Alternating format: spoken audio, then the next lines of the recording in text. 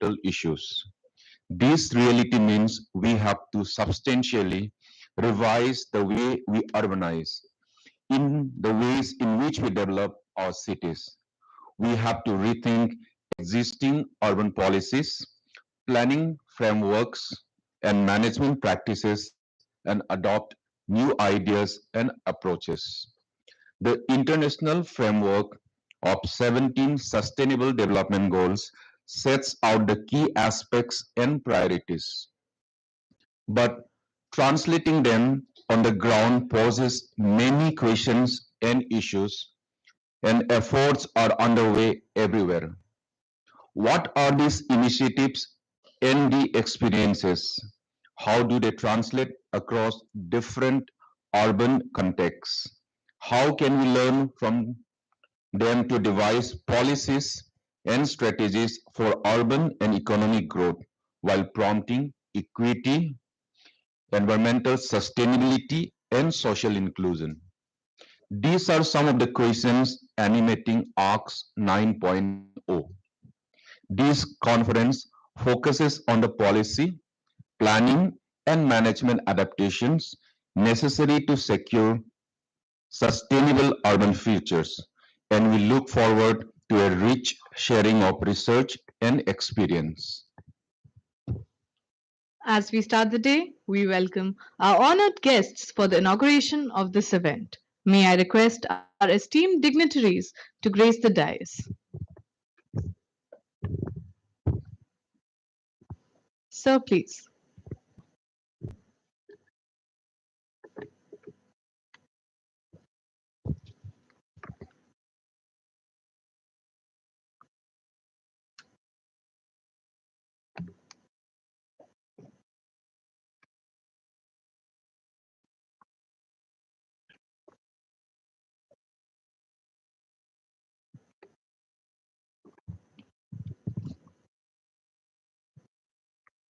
We would now like to welcome them with young plants as a symbol of the greening that is the living hope for our planet. I would request Dr. Kajri Mishra, Dean School of Human Settlements, to do the honor.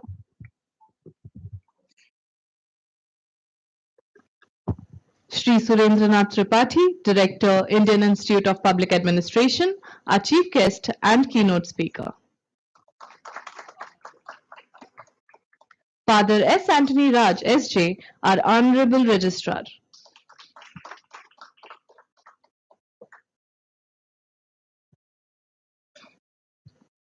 And Professor Tathagat Chatterjee from School of Human Settlements.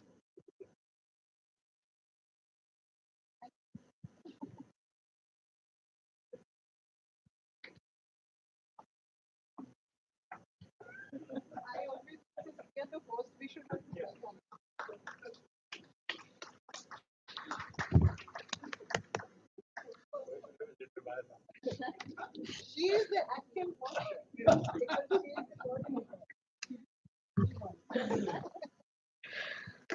Today, cities are the loci of economic growth and innovation and a melting point of cultures. They play a critical role for the country to become a global economic powerhouse. But we hope we can also make our cities adapt and evolve into greener, inclusive, and smarter places. I strongly believe that we all will emerge more informed from this 2 day journey of knowledge sharing and discovery, paving the way for a more resilient and people centric future. Before we start the day, allow us to introduce you to our school. As we are all aware, the country is yet to develop the range of domain-specific human resources needed for our urban future. Recognizing the need, XIM University launched a unique program in 2016, the MBA in Urban Management and Governance, or MBA UMG as we call it. The MBA UMG is the first of its kind in the country and is designed to respond to the growing professional needs for urban development. Through this program and others, the School of Human Settlement offers students the opportunity to explore and understand the planning, management, and governance aspects of sustainable urbanization.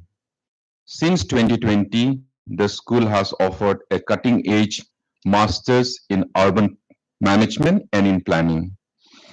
The school also has a sizable PhD program with PhD in both urban management and in planning. SHS has been successful in attracting students from diverse backgrounds and building competent urban managers and planners. Our alumni are now contributing excellently on in all major consulting firms, government programs, SPBs, think tanks, and research organizations. We are proud to welcome you all to our innovative and unique school. Let us now start the conference on an auspicious note. I request our distinguished guests, Sri Surendranath Tripathi and Father Anthony Raj, to kindly light the lamp of knowledge. I also request our Dean, Professor Kajri Mishra, and the conference coordinator, Professor Jubli Mazumdar and Professor Tathagat Chatterjee, to join them.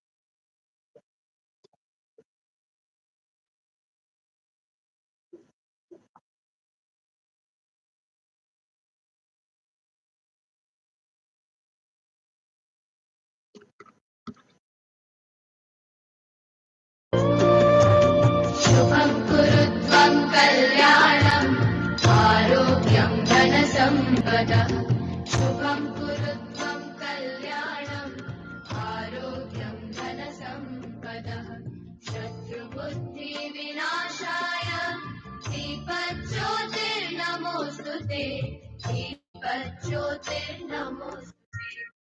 दीपज्योतिर्परब्रह्म दीपज्योतिर्जनार्दनः दीपज्योतिर्परब्रह्म दीपज्योतिर्जनार्दनः दीपो हरतु मे पापम् सन्ध्यादीपनमोऽस्तु ते ओ दीपब्रह्मरूपस्थम् ज्योतिषां प्रभुरव्ययः ओ दीपब्रह्मरूपस्थम् ज्योतिषां प्रभुरव्ययः आरोग्यं देहि पुत्रांश्च मतिं स्वच्छामि मे सदा रवेरस्तं समारभ्य यावत् सूर्योदयो भवेत् रवेरस्तं समारभ्य यावत् सूर्योदयो भवेत् यस्य दृष्टे गृहे दीपः तस्य नास्ति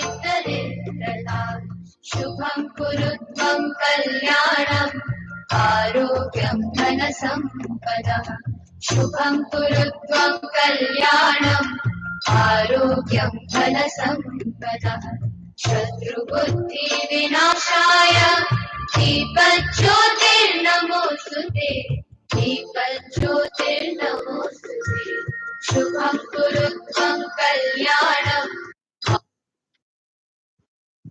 May I now request Dr. Kajri Mishra, Dean School of Human Settlements, to welcome the gathering and share her thoughts on this occasion.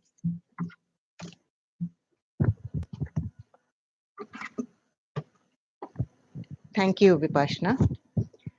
A very good morning and welcome to XIM University School of Human Settlements and the annual Research on Cities Summit 9.0.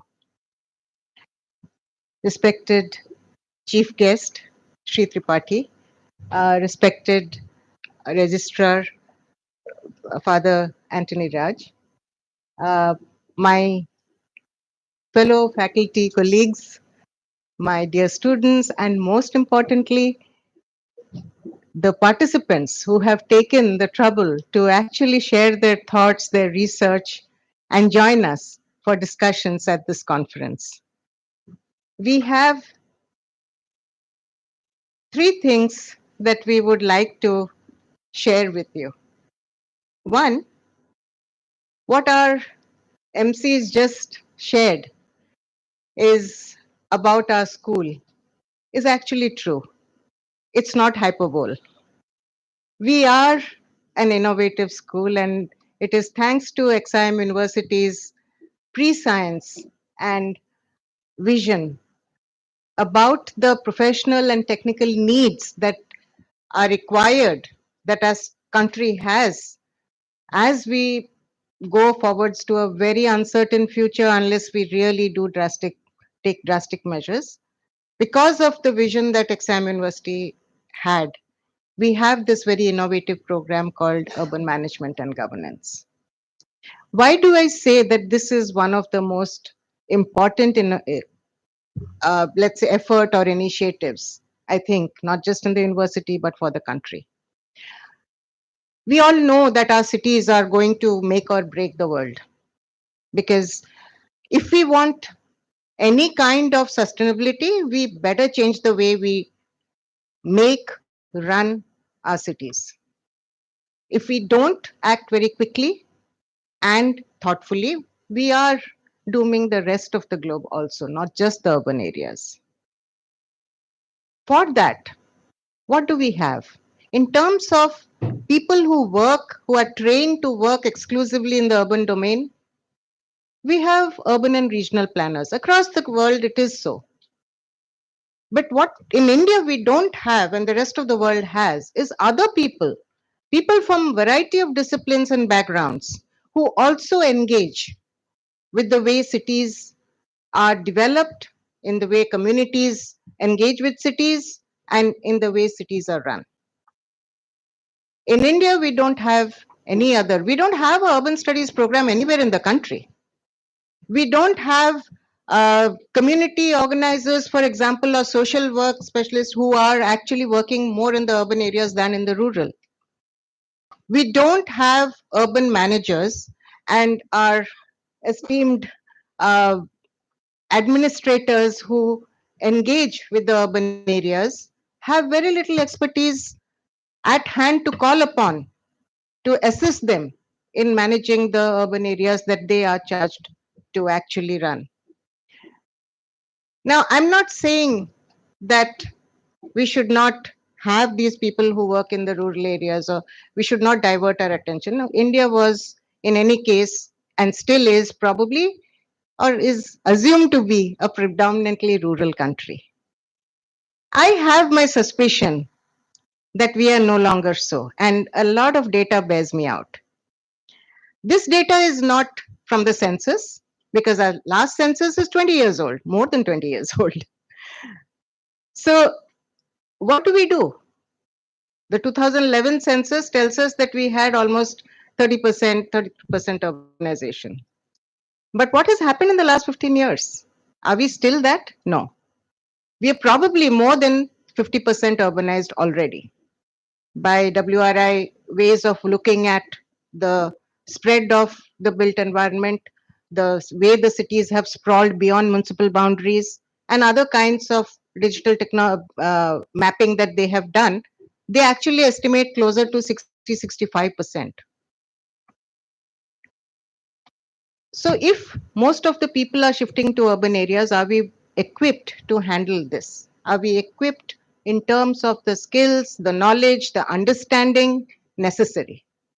As a country, we are hugely deficit in this. And therefore, I say, XIM University has been prescient and visionary in starting not just a planning program, but beyond that, an urban management and governance program to create the other kinds of skills and knowledge base that is required.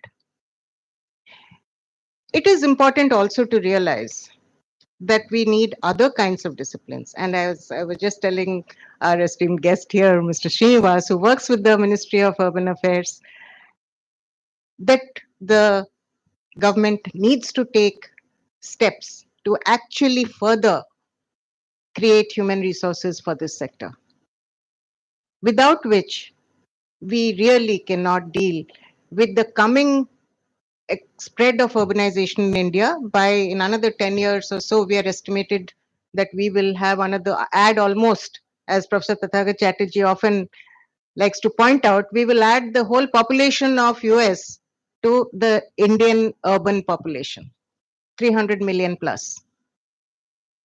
What are we going to, where are we going to house these people? How are we going to provide the water? How are we going to handle the waste that is generated when you live in such densely closed quarters? How are we going to provide the transportation? We need people. And thus, we need more people to be created, more people to be engaged. Very quickly, two little points to add here. One, urban areas are different from most sectors, so to speak. A, you have to think spatially, and not everybody is trained to do that. B, urban areas, according to complexity science, are one of the most complex artifacts created by humankind. The number of systems and their interactions are far more than most other systems. It's an ecosystem of ecosystems. And therefore, without a special understanding, without that special understanding as well as a special understanding of the complexities, it is difficult to intervene in a large urban settlement or even smaller one which is growing. That is on one hand. On the other hand, I think it is very important that we realize that if we don't change the ways we plan and manage our cities, we really need to, uh, we cannot really handle the coming climate shocks, disasters, and changes in weather that all of us have already started seeing. But for that, we have to understand what we should do and what we should not do. Where is that knowledge as of now? Do we have sufficient understanding of what should be done? Everybody is trying across the board. I think the governments at various levels, NGOs, other groups, think tanks, everybody is engaging with this, but they have just started. And as of now, there are no regular forums where the few efforts, initiatives, and the understandings that emerge are shared. They remain in people's heads, the people who engage. They remain in organizational reports and consulting reports.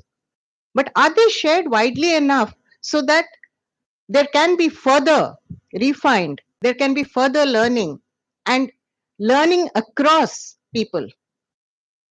Even as citizens, we need to understand how urban areas work so that we can play our part in ensuring that at least we do the little that is required of, let's say, duty bound citizens to actually help the urban areas run.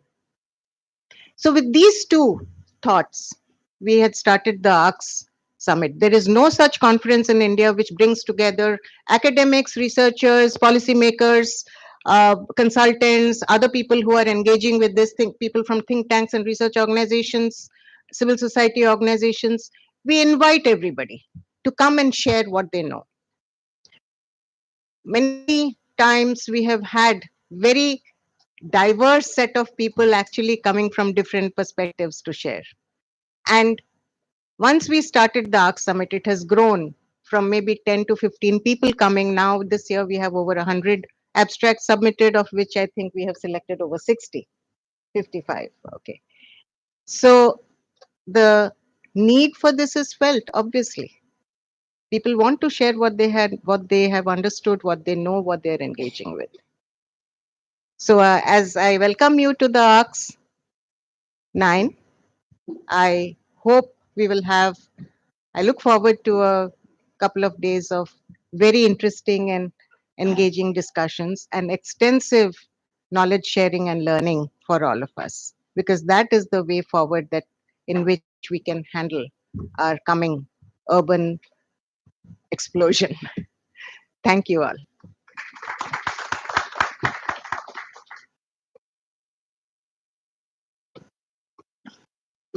Thank you, ma'am. Your vision is the perfect way to start a day of knowledge sharing. We have compiled the papers being presented in this conference in a book. May I request our distinguished guests to launch the ARCS 9.0 Book of Abstracts.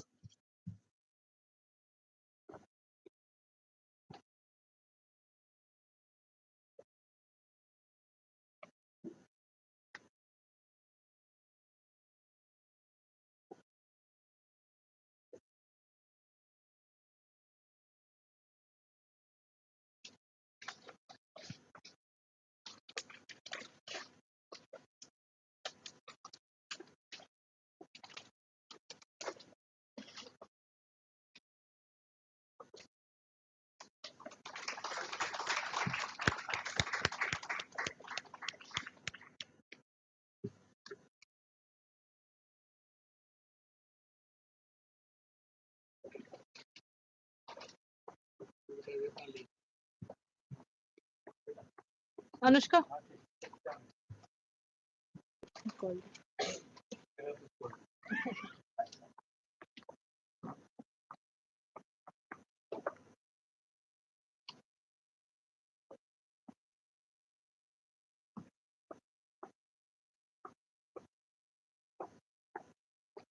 XIM University is young but is fast emerging as a premier research university and hub for higher education. Its very youth is also enabling it to innovate programs like ours. We request our Honorable Registrar, Father Anthony Raj S.J., to share his thoughts on this occasion.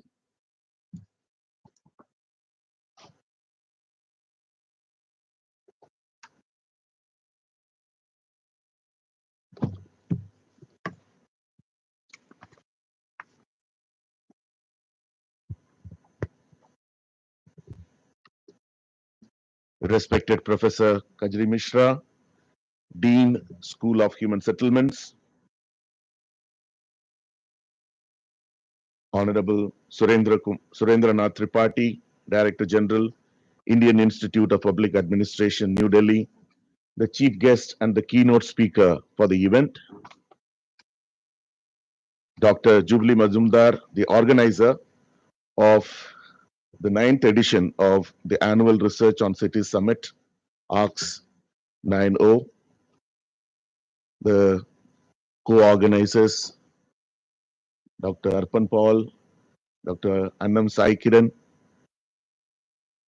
dignitaries who have come, who are seated on the sofa,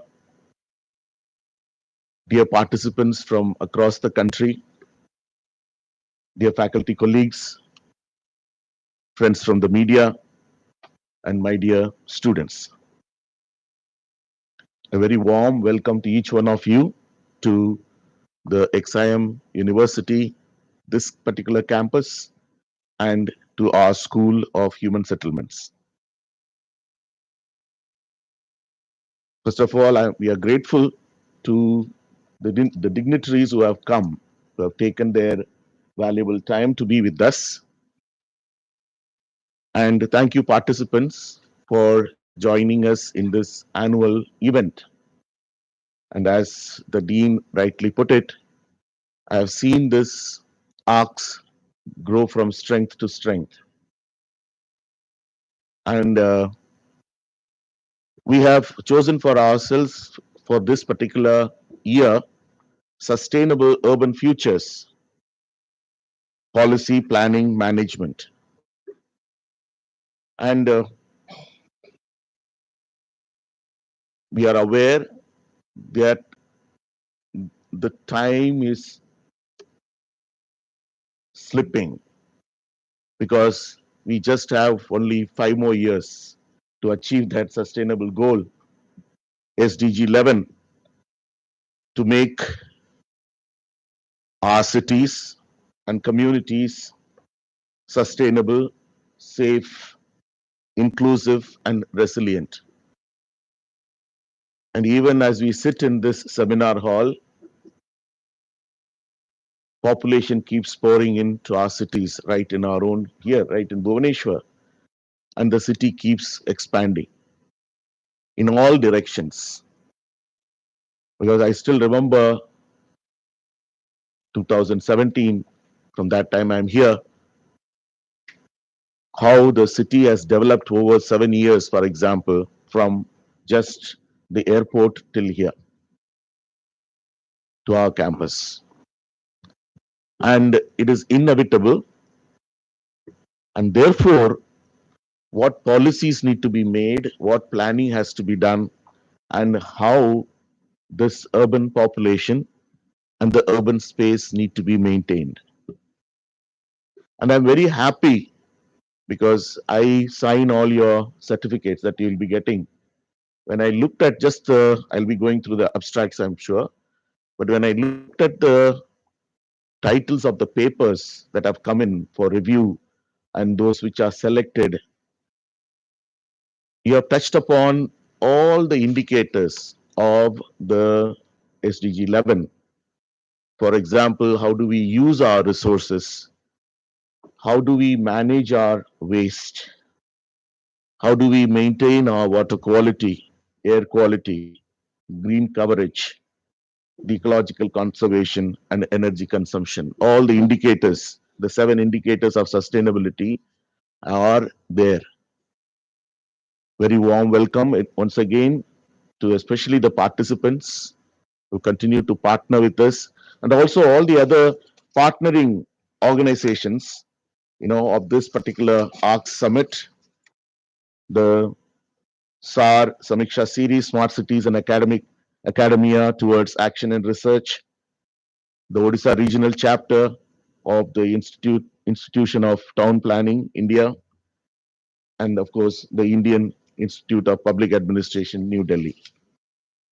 Let our conversations in the course of the next 2.5 days be fruitful and enjoyable.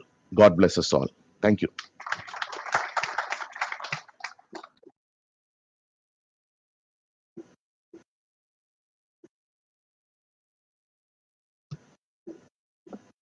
Thank you, Father, for your insightful address.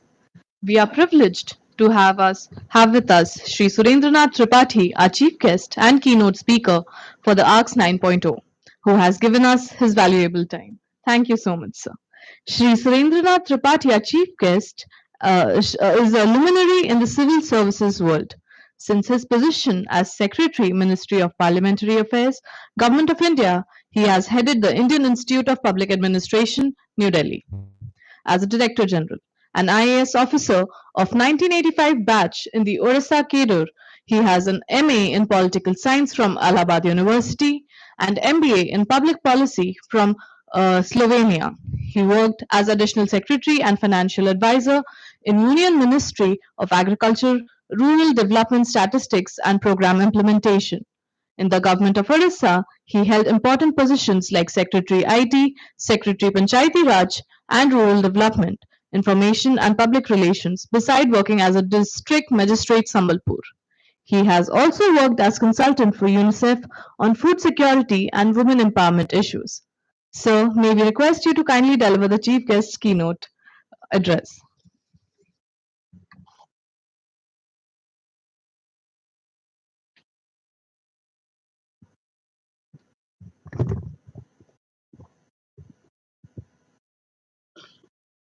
Respected Registrar,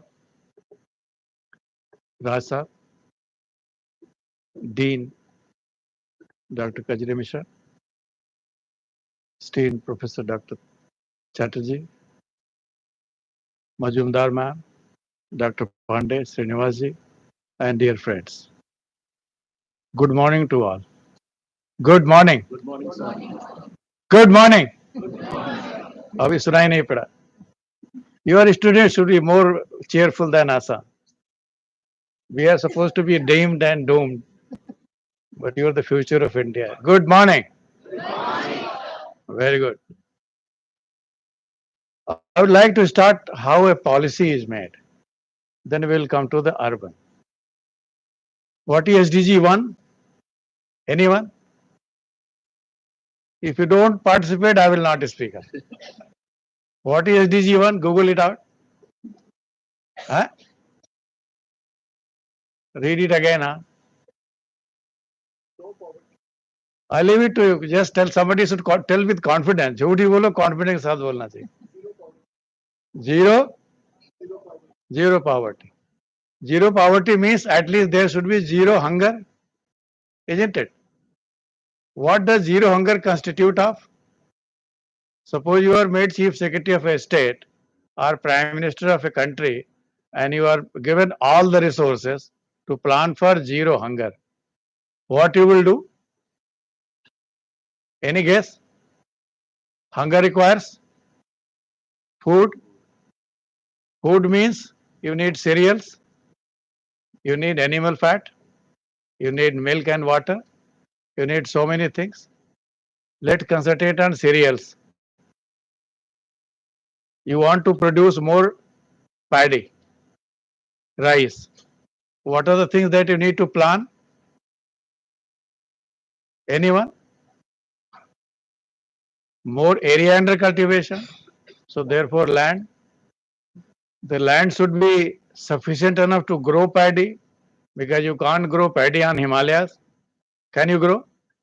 Everest is not meant for paddy growing. So paddy requires a different type of soil. So you need to see that that type of soil is enough owned by the farmer, and that soil is fertile enough so that it can grow paddy. So what do you need further?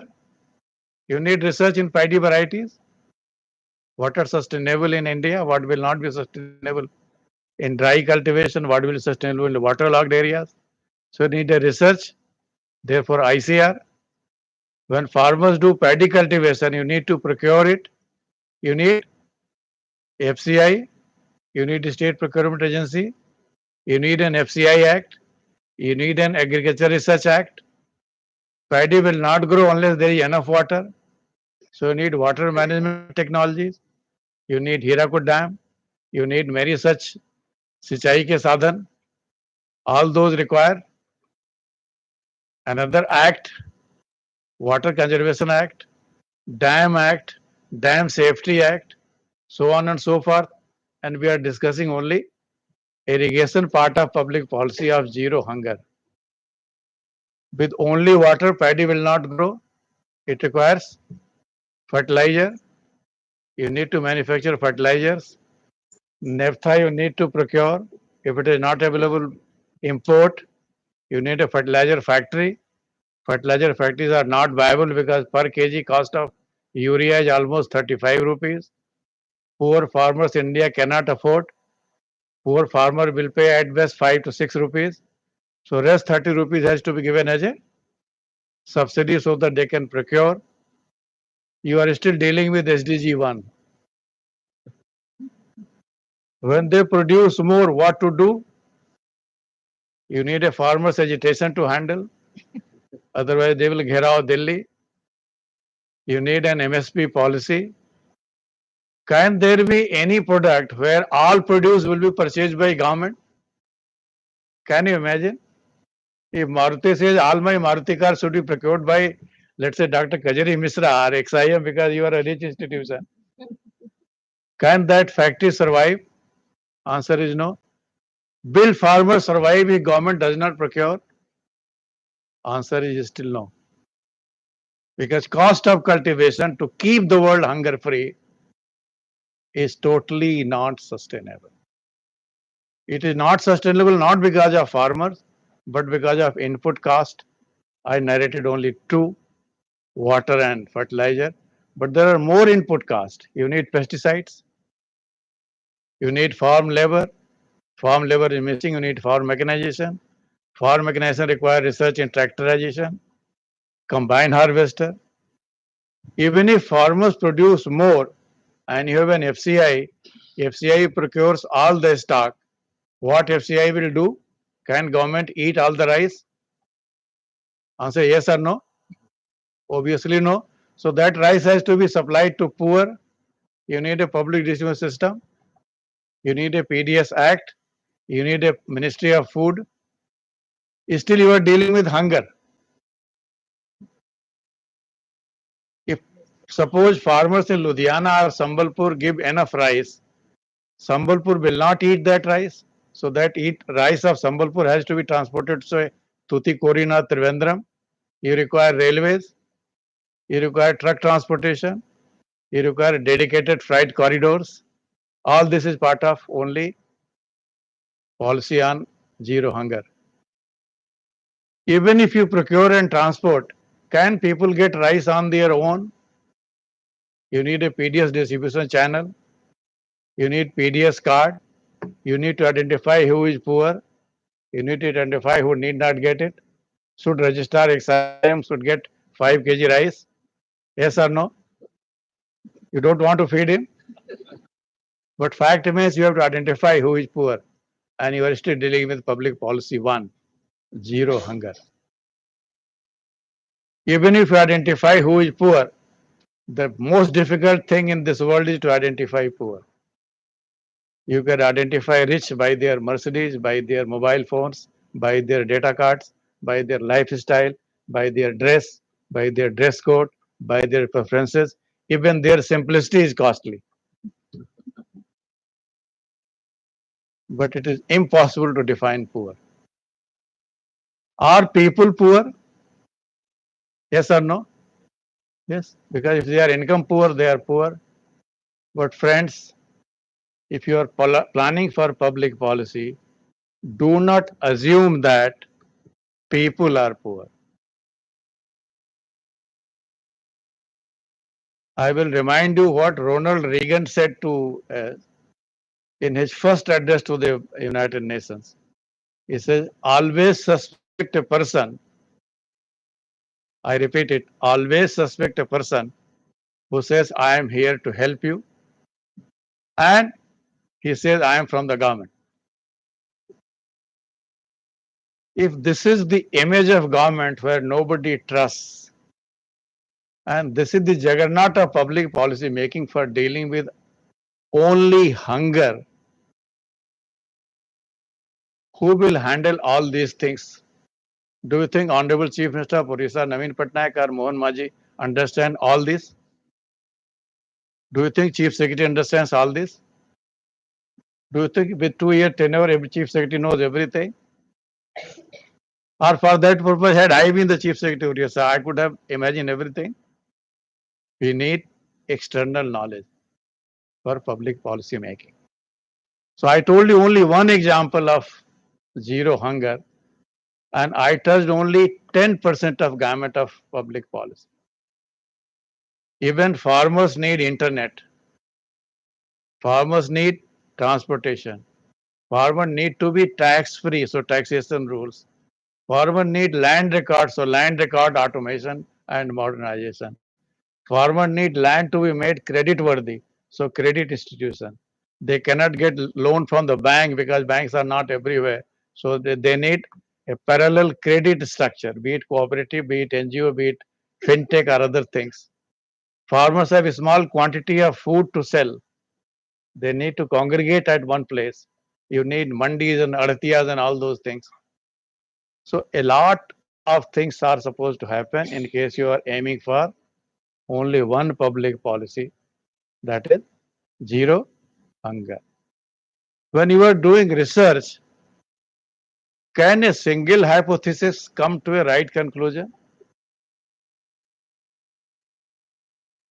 Boys and girls and dear students, when you plan your hypothesis, that's why I never did PhD. कि संसार में इतनी समस्याएं हैं, one समस्या का समाधान एक नहीं हो सकता. There is no problem in this universe which has one solution. And had there been one solution, our grandfathers and forefathers could have always found out. Apple पहले भी जमीन पर गिरता था, बट न्यूटन के पिताजी को नहीं पता था. पता था? Only Newton could find out. But today, apple is not the same apple. Today, apple is no longer an apple to be eaten. It has become A for apple means apple. Apple.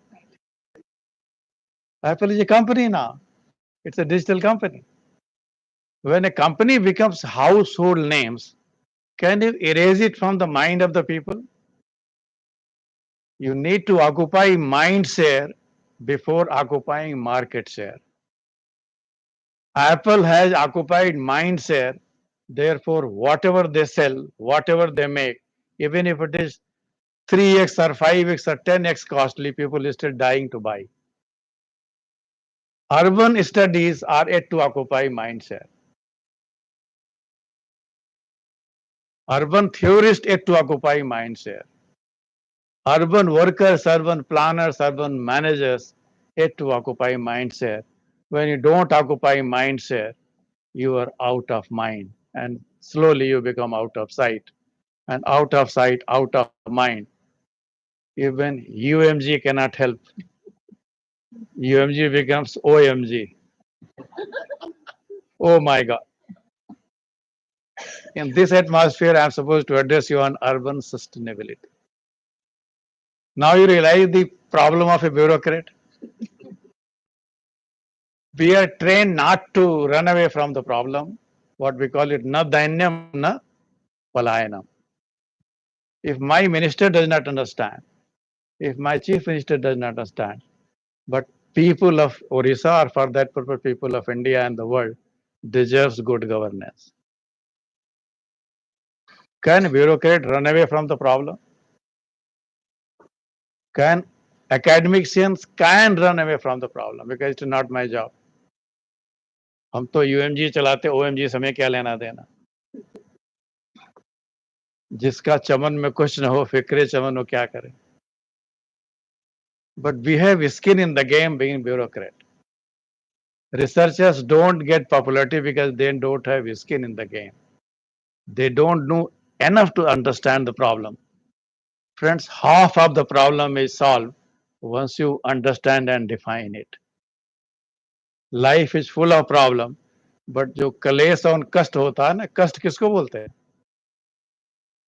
कष्ट जो खुद का हो, शरीर में है, आपको बुखार है, आपको कैंसर है, आप भगवान न करे आपको और कोई जुकाम है, that is called as कष्ट.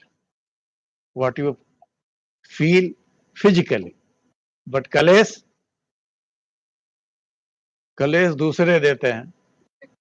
आपका मित्र फेल हो जाए दुख होता है, आपका मित्र टॉप कर जाए और दुख होता है,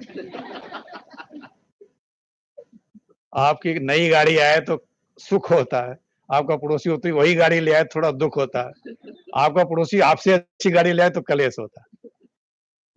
Where you are concerned without any material gain or loss to you. In public policy, most of the time, our academic institutions, including IIP, which I am heading now, we have been studying a problem which is not the concern of the government.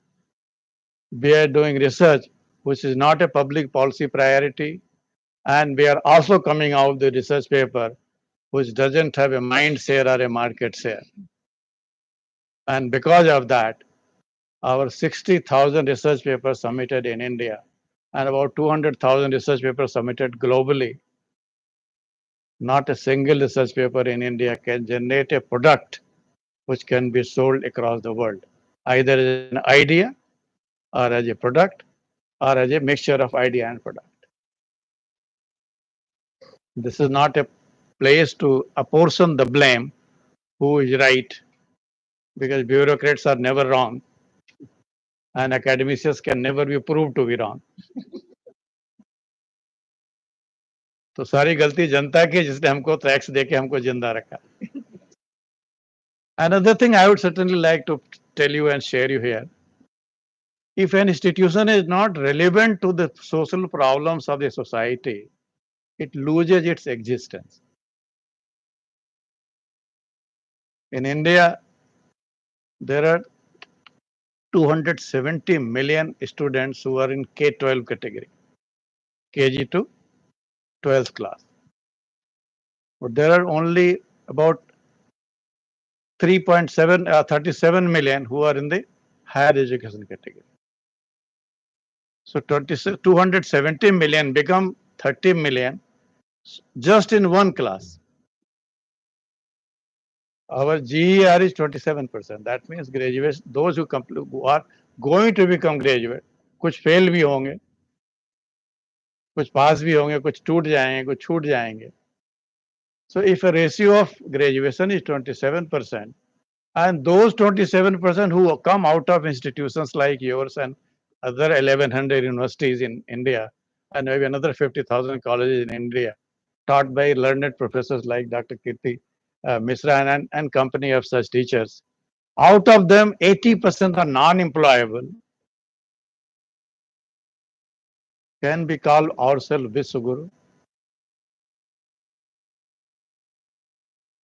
ना university की ranking top 200 में है, ना गुरु जी का कोई ऐसा paper है which is creating havoc or creating a हलचल in the global market. तो ऐसे गुरु ऐसे इंस्टीट्यूशन के जो चेला निकलेंगे या चीली निकलेंगे, वो भी oh my God. But situation is not that bad, friends.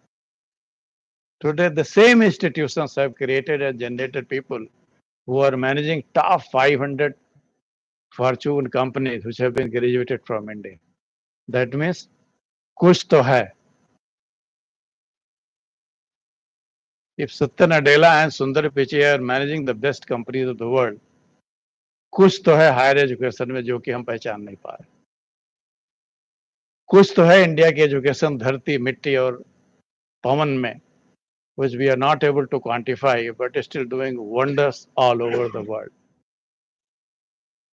It is this talent of Indians which can manage global companies. Why we fail while managing Indian companies? And what is that is missing? And if you analyze it carefully, people are not poor, friends. You said people are poor. Places are poor, not people. A same cobbler or a same teacher, tuition teacher in Dharamgarh block of Kalahandi will get 10 rupees or 50 rupees for a work.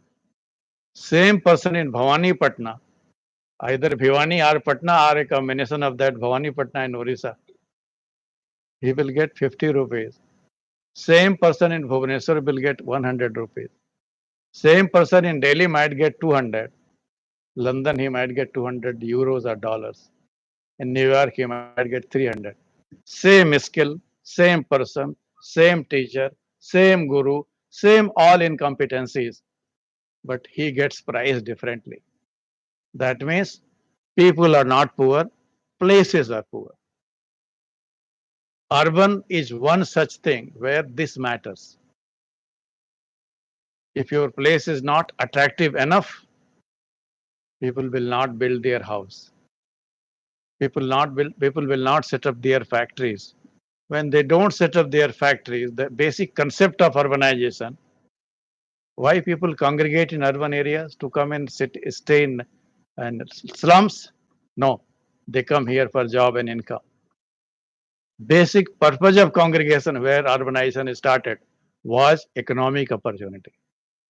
And that continues to be relevant even today.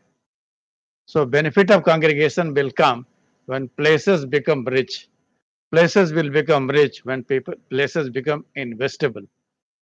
Places will become investable when government of the region, local or otherwise, promotes business.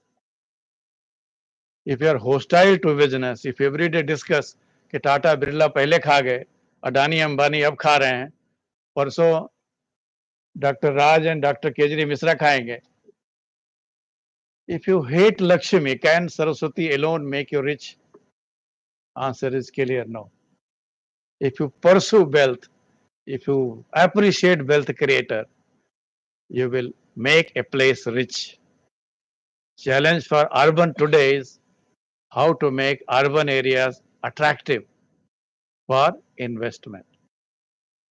So before the urban or UMG group of professors is, I'm not a theoretician, so I will give only non-existent theories. One theory is that whether you want to sell fear or you want to sell hope. If you want to sell fear, talk around Malthusian theory. Population बढ़ रहा है, India blast कर जाएगा, collapse कर जाएगा. हम जब 32 करोड़ थे 47 में, तब भी हम उतने दरिद्र थे, उतने अभागे थे, उतने गरीब थे. आज जब 145 करोड़ हैं, तब उतने दरिद्र नहीं हैं, जबकि population has gone 4 times. Malthus proved that population can be a burden. Knowledge economy has proved that population can be an asset. And we know that aging population, when the world is aging, a young population which is younger is an asset. They can dominate the world. हमारे बंदे Gaza में भी लड़ने जाते हैं, हमारे बंदे Ukraine में भी लड़ रहे हैं, हमारे बंदे यूएसएसआर रसिया की तरफ से भी लड़ रहे हैं. संसार का ऐसा कोई कोना नहीं जहां एक इंडियन ना हो, या तो लात खाने के लिए या डॉलर कमाने के लिए या दोनों कॉम्बिनेशन के लिए. Very soon we will be in every parliament of the world. 80% world parliament belongs to Indians. Even today we are going to have a vice president in United States who is half Indian, at least his wife is Indian. We barely survived to have a president who could have Indian origin, even in the United States. We are proud privileged that Raj, not this Raj, the British Raj which ruled over us, we imposed a prime minister who was born in India, nurtured in India, and who still believes and plays cricket in Wankhede Stadium. Our own son-in-law of Murthy's run the government in UK also. Limited point is that we are relying on soft power to dominate the world. And that is the only way to develop urban areas. If you become factory of knowledge, today or tomorrow you will control the world. You become factory of producing diapers and donuts, you can only be local. So urban planning, urban theoretization, and urban researchers should plan how to make urban investment friendly. Once it becomes investment friendly, all other things will improve. We have examples of Jamshedpur, we have examples of industrial cities, we have examples of cantonment board where government is not doing, but everything is perfect. You are seeing the private colonies which are coming within XIM campus, this XIM University campus, everything, every plant is growing. वही भुवनेश्वर के शहर में जाओ तो every plant is not growing the way it should have been. Because सरकार का साथ से सबका विकास नहीं हो सकता. नागरिक सरकार निर्भर हो, देश आत्मनिर्भर हो सकता है? कभी नहीं. जब नागरिक आत्मनिर्भर होगा तब देश आत्मनिर्भर होता है. And make Indians आत्मनिर्भर, the only route is, ladies and gentlemen, education, education, education. आपने सुना होगा किसी महात्मा ने कहा है फिल्में 3 चीजों से चलती हैं, इंटरटेनमेंट, जिंदगी भी एक चीज से चलती है, education, education and education. Second thing that we should work is on credit. अगर हिंदुस्तान के सारे बच्चे खाली पढ़ना शुरू कर दें और सारे हरामखोर जिन्होंने बैंक से लोन लिया लौटाना शुरू कर दें, हम सोने की चिड़िया 10 साल में बन सकते हैं. बहुत ज्यादा जरूरत नहीं है. You can call it very simplistic bureaucratic solution, but this is the solution of the century. Had I been a Nobel laureate, you would have heard me very, very carefully. But since we are from bureaucrat, we give ideas unsolicited. We don't get Nobel Prize. But friends, we don't work for it also. We work for greater good of greater number. We work for UMG, so that OMG is not filled by the people. They have a government that cares. They have a government that listens. And they have a government that can be kicked out in case it stops listening to them. You have just seen a Qatar Imandar has been replaced in the capital. This is the age of AI. What is AI for you?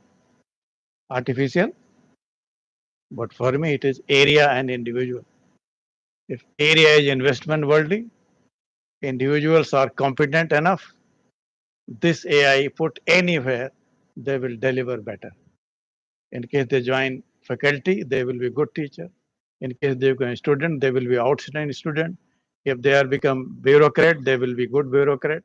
And if they become politicians, they will be still better politicians if they are competent enough. Therefore, competency mapping is the order of the day. मैं तो कहता भी हूँ कि दुर्गम काज जगत के जीते. सुना कहीं? कहाँ लिखा है? दुर्गम काज क्या होता है? Anything which is impossible to do. और अपने डिपार्टमेंट के नहीं, IHS के नहीं, SHS के नहीं, दुर्गम काज जगत के जेते. That is the world view of India. All that is impossible anywhere in the world, Indians can do it, not by themselves. Sugam anugrah tumhare te. It can become possible because of leadership, because we are not, India cannot be managed with micro leaders. India can be managed with visionary leadership, be it institution like XIM University, or be it a department like SHS, or be it UMG, or be it any other small company or enterprise. It requires visionary leadership, friends. That is why engineers are paid less, managers are paid more, and leaders are paid and searched. This is the age of leadership because people are sheeps. They behave like sheep. They have to be herded, and you require somebody who can convince them that I'm leading towards you and you trust me. Leadership will emerge in an urban area in case they are informed. Academicians have a wrong option that more data will make them wiser. More data does not necessarily always makes you wiser. It is the insight of that data that makes you wiser. It is insight, action out of that insight that makes you wiser. All of us want to become healthy. All of us want to dream to be healthy. But this dream and plan and good PPT can make us healthy. What is required to become healthy? Eat wisely, exercise wisely, eat wisely every day, exercise wisely every day. If don't do these two things, any plan of action, any research, any document, any Scopus ranking and this and that will not make you healthy. Same thing is true for public policy. Virtue is knowledge, but that knowledge is virtue, which is action. We always say that culture is value plus action.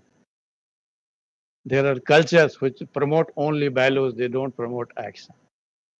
If culture promotes only values, it becomes valueless because people become lazy. They dream high but do nothing. They become philosopher king. Philosopher king will be rooted out in today's morning, in today's business. We need persons who can perform. गाय दूध दे तो गोबर भी उठाएंगे, गाय दूध नहीं देगी तो गोबर भी नहीं उठाएंगे, खाना भी नहीं देंगे. Today is mercantile and we call it what is transactional world, what Trump is famous for. Ithas de, isat le. In a transactional world, value matters when it is adding value to your existence. If it is not adding value to you, that value is valueless or meaningless. We teach in IIP that people, process and technology, PPT, makes government policy good. But for researchers, PPT means PowerPoint. PowerPoint without skin in the game, no idea is worth interpreting. I believe that all research, if it cannot become an idea, which you yourself don't want to commercialize either as a book or as a product or as an enterprise, that means you have done only notionally. एक PhD करनी थी कर लिया, एक research करना था कर लिया. और ऐसा निष्काम कर्म करने से एक महान भारत हम नहीं बना सकते. This is the age of making India. एक भारत और कुछ सुना, श्रेष्ठ Bharat, united India and a great India. It will happen only through Panchpran, what Honorable Prime Minister said. Viksit Bharat, a mentality of growth. Because half the battle is won if you are wanting to develop. Most of the time we blame somebody else for our failures. There is a timeline for blaming your parent till you become 18. There is a timeline to blame your employer till you get the job. But friends, look at yourself. जिंदगी भर गालिब यही भूल करता रहा. जिंदगी भर गालिब यही भूल करता रहा. धूल चेहरे पे थी, आईने साफ करता रहा.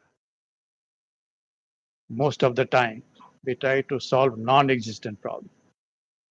Face was dirty, but we were cleaning the mirror, which was giving a wrong impression. Urbanization, for me, means managing people, managing congregation, and managing congestion. Congregation means congregation of talent. If you harvest it, all other things will fall in line.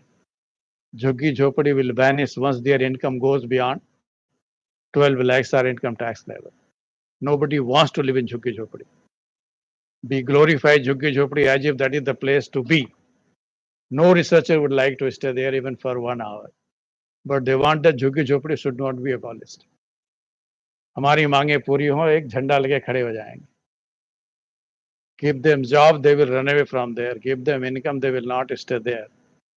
And give makan, jahan jhuppi, wahi makan. The area will look rich. We have tried retrofitting cities, we have failed. Now we are coming with new and semi-urban, peri-urban, we are successful. We have seen how Greater Noida and Noida is growing at the risk and cost of Delhi. Greater Gurgaon is as costly as perhaps Manhattan in New York because quality infrastructure came by people, not by government. Government aided, and that is the job of government. हम इसलिए बोलते हैं minimum government maximum governance सरकार का अभाव भी हो so that citizens are trusted सरकार का प्रभाव भी हो where law and security has to maintain and सरकार का दबाव भी हो where you need government to be present. The same is true even for urban area. For urban, I have only one idea, and that is rationalize, digitize, then delegate. We want to delegate first, digitize later, and rationalize never. When you rationalize what we call it GPR and BPR, business process reengineering or government process reengineering, you look at the problem holistically. Not only Delhi, but NCR, not only Bhubaneswar, but Cuttack and entire region. Then you plan for its transportation, plan for drinking water, plan for solid and liquid waste, plan for human settlement, plan for relocation of Jhuggi Jhopadis, it will work. If you start locating only from Santikunj to Nirmalkunj or what we call it Satyanagar to Asatyanagar, they will continue to be there. People are mobile. They will be mobile where job is there. Give them job, they will go. They don't require your transportation. And daily 200,000 cars travel every hour on Agra Delhi road. And nobody is paying. Government is not paying. Government has only laid the road. Job of government is to provide infrastructure, not to deliver development. The day government will realize it, urban areas will develop on their own. We have seen how Pune has developed of late, only with the help of people. We have seen how Indore has become clean, not because of government, in spite of government. We have seen how Banaras is changing its face, of course, due to government, but in addition to that, Jan Bhagidari has played a major role. We have seen one temple in Ajodhya has attracted 20 lakh tourists, which is going to be more than Taj visitors in India. Only one event. I don't know how many have visited the Vatican, single city, but the highest visited place. I've got the opportunity to visit. Maybe I could not see the Pope, but you feel so elevated that you have visited a place. Friends, places are rich and poor, not people. If every Indian lived in Bangalore, and GDP of Bangalore could have been divided and multiplied by 140 billion people, 1.4 billion people, India could have been $50 trillion economy.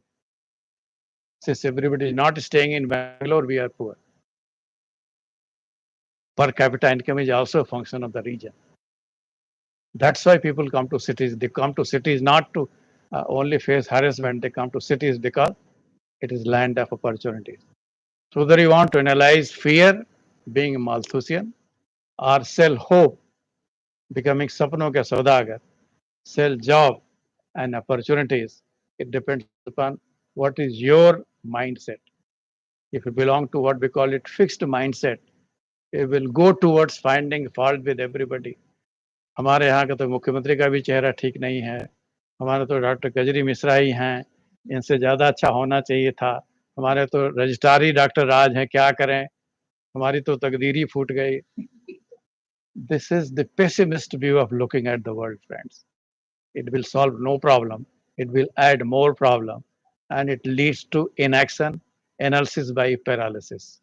Country has suffered for last 3 decades. We need to be argumentative, but we need to be, because there are a couple of Bengalis present. I have a lot of respect for being argumentative, but we should be as much decisive as we are argumentative. The day we become decisive, we will start taking responsibility. आज के बच्चे शादी क्यों नहीं कर रहे हैं? जिम्मेदारी से कौन ले? काम तो चली जा रहा. I'm not saying in any other meaning. झंझट कौन पाले? बट बेटा झंझट पालना पड़ता है अगर देश बनाना है, और देश को बढ़ाना है तो झंझट पालनी पड़ेगी. We have to have the growth mindset. We must come out of this fixed mindset that India everything is fixed. Nothing is fixed. We took 67 years to add $1 trillion economy. We took 9 years to add second trillion. We took 5 years to add third trillion. We will take only next 7 years to add $10 trillion. And by 2047, we are going to be $30 trillion economy. With or without urbanization, with or without UMG, with or without OMG also. Let's sell hope, we will get enough travelers. Let's not sell despair and hope, fear, and even our own colleagues will run away from us. Hope has a market, hope is a product, but hope cannot be a strategy to develop a nation. You need Vidyavan Guniyat Chatur. You don't only need Vidya. Vidya is PhD is Vidya. But विद्या से बुद्धिमान बने तो अच्छा होता. पढ़ा लिखा idiot होना ठीक नहीं है. विद्या से बुद्धिमान बने और बुद्धिमान से विद्यावान बने ताकि इसके चरण और आचरण एक प्रकार के हो. जो बोले वही करे, जो करे वही बोले. Believe in what you say and say what you believe. You will be trusted. So विद्यावान होना, डोमेन नॉलेज होना is good for teachers, good for student. But विद्यावान होने से मार्केटिंग नहीं है. You have to be गुणी अति चातुर. You have to be गुणी means skilled and need to have common sense to survive in this world. And then university काज करीबे को आतुर, research काज करीबे को आतुर. Otherwise ARCS 9 will not become successful if you don't do the research with your head and heart inside it. If you only do for compliance, you will not be doing a good research. Don't do it for getting PhD. Do it for exploring an idea whose time has come. Maybe God has blessed that idea will come through you, through your extensive research. Newton was not being given different breakfast by his parents. He was observing better. आज के student, they don't observe it. They are too much engrossed in the screen of mobile that they have failed to observe. इतना mobile में लगे रहते जाते खंभा भी नहीं दिखता, गिर पड़ते हैं. सेल्फी लेते लेते बलिदान हो जा रहे हैं. अरे कारगिल में लड़के कोई बलिदान हुआ तो उसको पद्मवीर चक्र मिलेगा. ये मोबाइल देख देख के मरे जा रहे हैं. I'm not saying you should be away from mobile, but mobile should not be the end and beginning of the world. Try to learn to live 6 inches away from mobile. You will be better off. Test your patience. Can you keep it 1 feet away? Test your knowledge. Can you keep the mobile in different room? And test your courage. Can you live without mobile at least for a day? And deactivate your Wi-Fi. You will get your parent also अच्छे लोग. Touch the feet of your teacher. You will find their blessing, which you will never get in the world by saying WhatsApp through Wi-Fi. We have trained in Gurukul tradition, where Sri Guru Charan Saroj Raj Nij Barma Pursa. Kripa Karo Gurudev Ki Nai was our tradition. Parents love their children for budhape ka sahara. Husband and wife love each other, or at least love each other for a while, for the future of their children. It is the Guru who loves you without any interest in you. Guru are the biggest venture capitalist of the world. They invest in a student without any expectation. पास हो गया तो उसकी तकदीर, fail होगा तो वो तो पढ़ता ही नहीं. But it is this adventure which costs in venture capital. Gurus never run away from you, ladies and gentlemen. Be it your good quality research or your good quality anger against them, or even at times tantrums against the teacher. गुरु जैसा इंसान आज तक पृथ्वी में पैदा नहीं हुआ.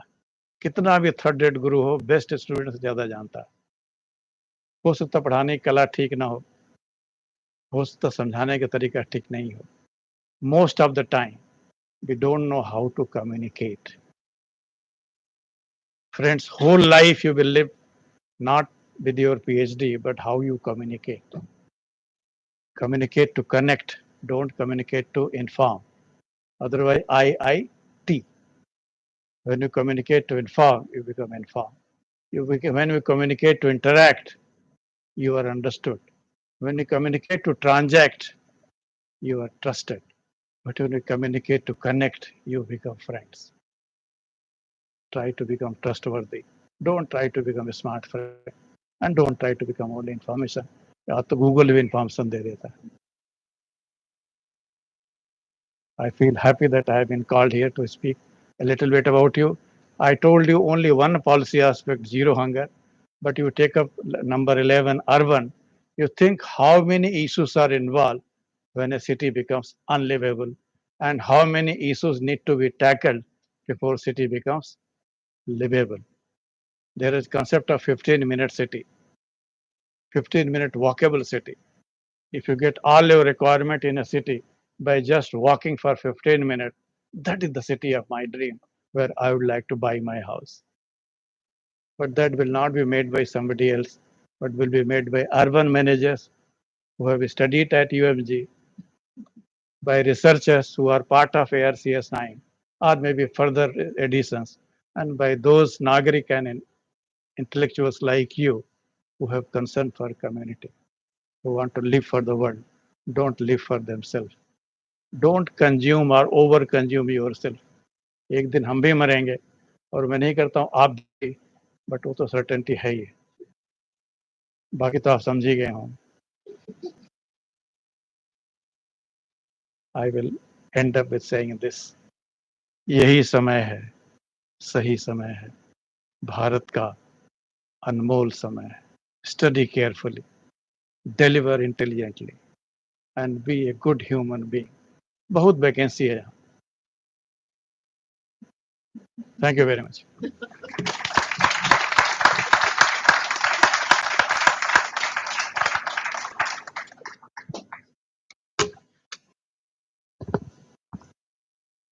Thank you, sir, for your engaging and inspiring speech.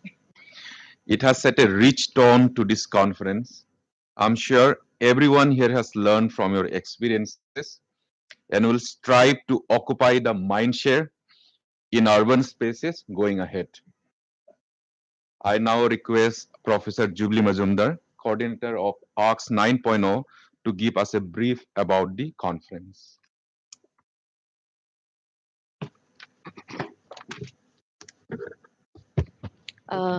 Thank you, Sujal. A very good morning to all of you present over here, the dignitaries on the dais. The annual research on City Summit organized by School of Human Settlements, XIM University is held every year to share, discuss and deliberate on the vast challenges and innovation envisaged in the field of urban research and practice. Since last 8 years, ARCS aims to stimulate the creation and facilitate the exchange of knowledge to develop sustainable settlements. This year, we are hosting the ninth edition of the conference, which is being held on 13th and 14th of February. Our collaborators, ORC ITPI, Odisha Regional Chapter, Indian Institute of Town Planners, India, Institute of Public Administration, New Delhi, and Smart Cities and Academia Towards Action and Research Samiksha Series, SAR. The theme of ARCS 9 is Sustainable Urban Futures Policy Planning Management.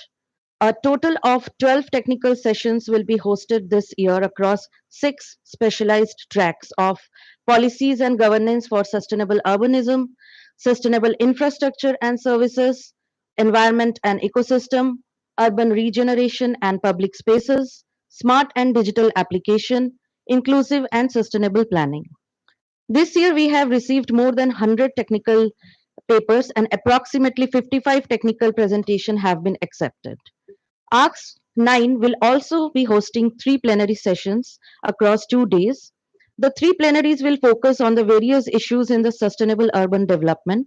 The first plenary, uh, organized by SHS with collaboration with ORC ITPI, roundtable on 13th February will be on capacity building for sustainable cities, planning, education, and practice. The second plenary on digital transformation in the global smart cities will feature Mr. Ulrich Grotte, international development and governance expert and consultant, Berlin, Germany. Dr. Aurobindo Ogra, lecturer, Department of Regional Urban and Regional Planning, University of Johannesburg. In the third plenary, which is on sustainable urban development and heritage conservation, will be given by Sri G. Mathivathanan, IAS, ACS, and Director, Gopavandhu Academy of Administration, and Professor K. K. Pandey, Coordinator, Center for Urban Studies, Indian Institute of Public Administration. The annual Urban Research Award, which is Aura Award, is presented at the ARCS for the best paper presentation. ARCS 9 Aura Awards are classified into best paper presentation for three categories this year: undergraduate, postgraduate, and research scholar. The papers are selected based on the overall delivery of the presentation, research content, communication skills, and time management. Also, we are hosting SAR Urban Management and Municipal Immersion Exhibition on 14th February, where all our MBA UMG first year students will showcase their field experience at various municipalities of India. Last but not the least, I would like to extend my heartfelt gratitude to our chief guest for today's uh, keynote speaker and chief guest, Sri Surendranath Tripathi, IAS, for gracing the event and sharing their valuable insights. I would also like to thank our Vice Chancellor, Father Anthony R. Uvari, SJ, and our Registrar, Father S. Anthony Raj, SJ, for their continuous support and encouragement. I also like to thank Professor Kajri Mishra, Dean School of Human Settlements, and Professor Tathagat Chatterjee for their continuous support. Also, a big thank you and a heartfelt welcome to all the presenters and participants. We hope that ARCS 9 will be an exciting experience for all of you. Thank you.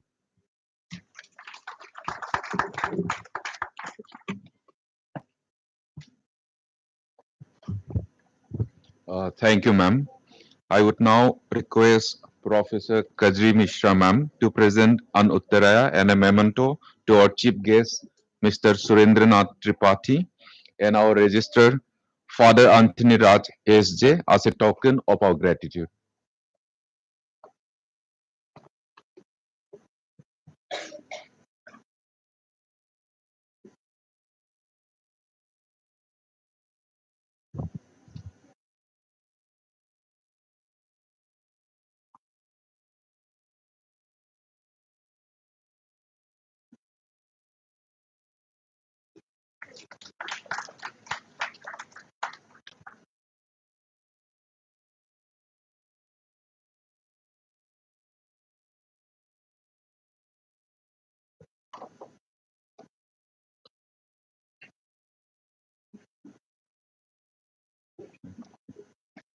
It has indeed been a heartening start for the conference.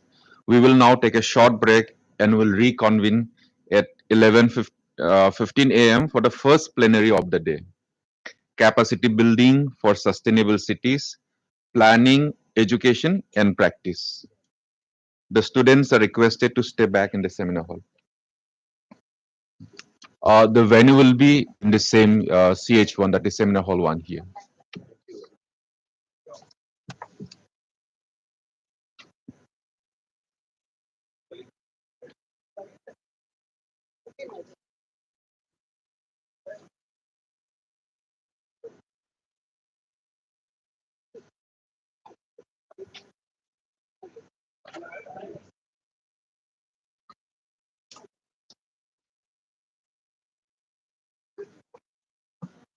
A short announcement for all the speakers and presenters.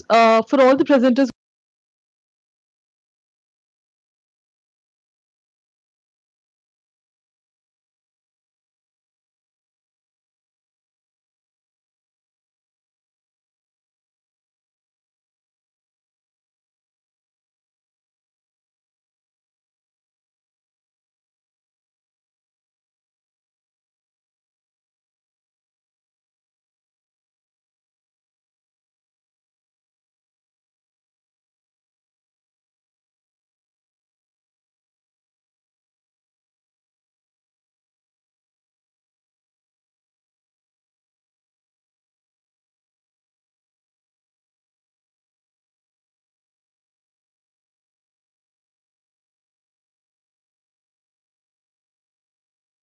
member of the Institute of Town Planners India and Royal Geographical Society, London.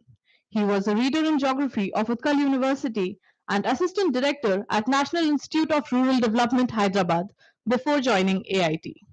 He has more than 150 publications and has conducted more than 100 training programs.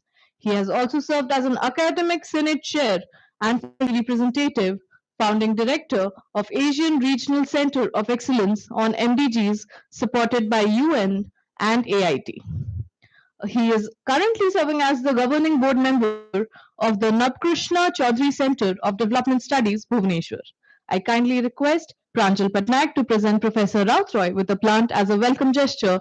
And sir, I kindly request you to take your seat at the dais.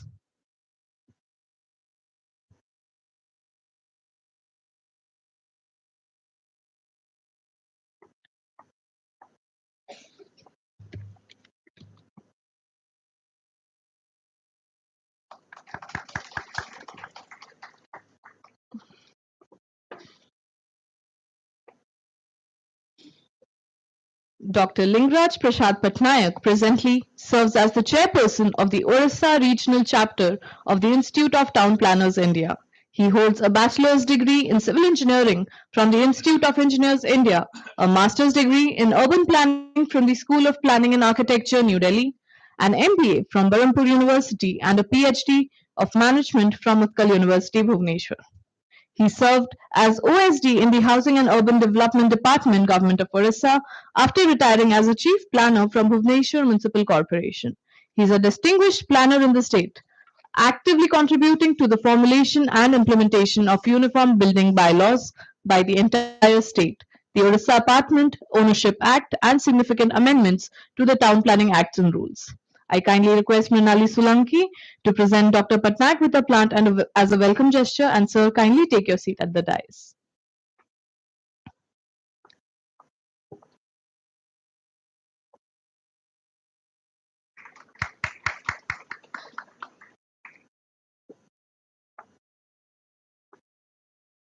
I would now request Dr. Kachri Mishra, Dean School of Human Settlements, to take her seat on the dais. This discussion will be moderated by Kachri ma'am. Over to you, ma'am. Thank you.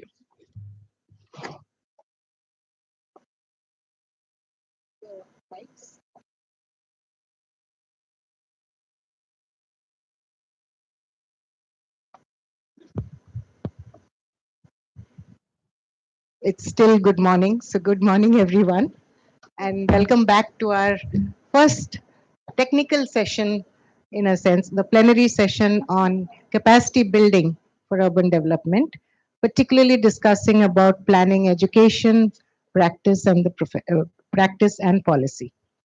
Uh, we have with our we have with us a distinguished panel, but one thing that I think got missed was that we also have with us Professor Rautre, who is actually currently chairing the committee of the Institute of Town Planners of India, which is revising the Masters in Urban and Regional Planning curriculum, the M-Plan curriculum.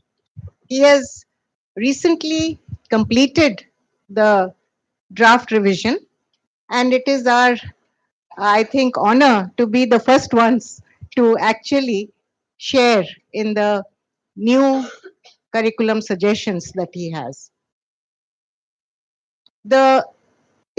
This is an important session for two reasons.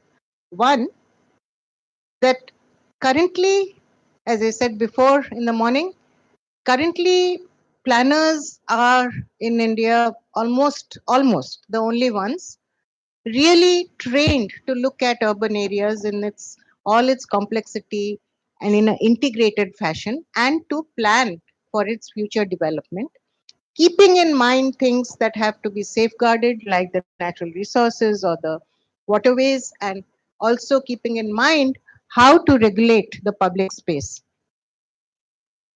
But our approaches of doing that have changed significantly since our planning curricula were designed. And given that policy and practice go hand in hand, and education is to support both, the planning curricula was also linked to the way that the legislative and statutory requirements for planning had taken shape. So today we have master planning requirements across states.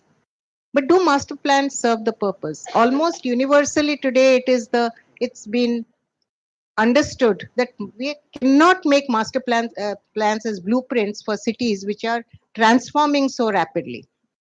New approaches have come about, but our planning curricula is still based in, I would say we are probably 3 to 4 decades old in our curricula. We need to rethink that. And we need to substantially rethink that also in light of the larger changes that are taking place in the higher education field in professional education under the new education policy of the Government of India. So given the requirements and the vision and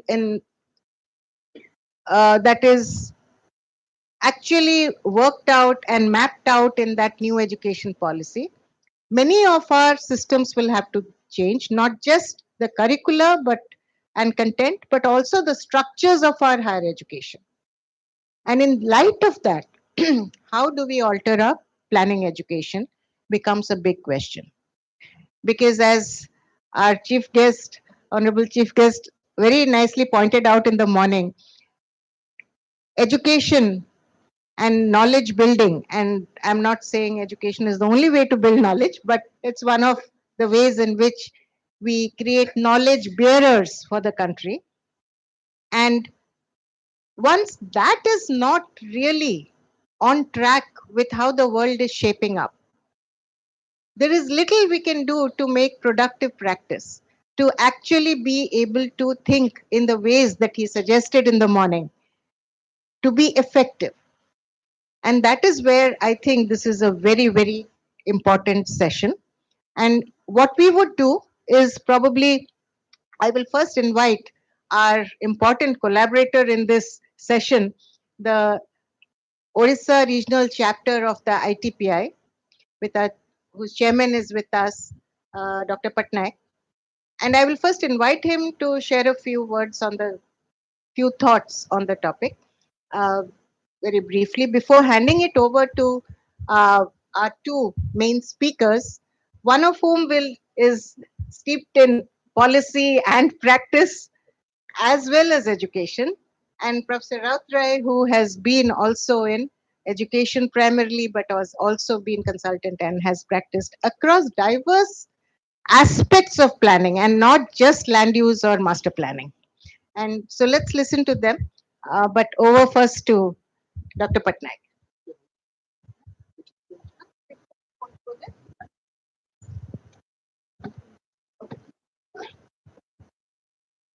Good morning. First of all, I thank Xavier's Institute of Management University to collaborate with us.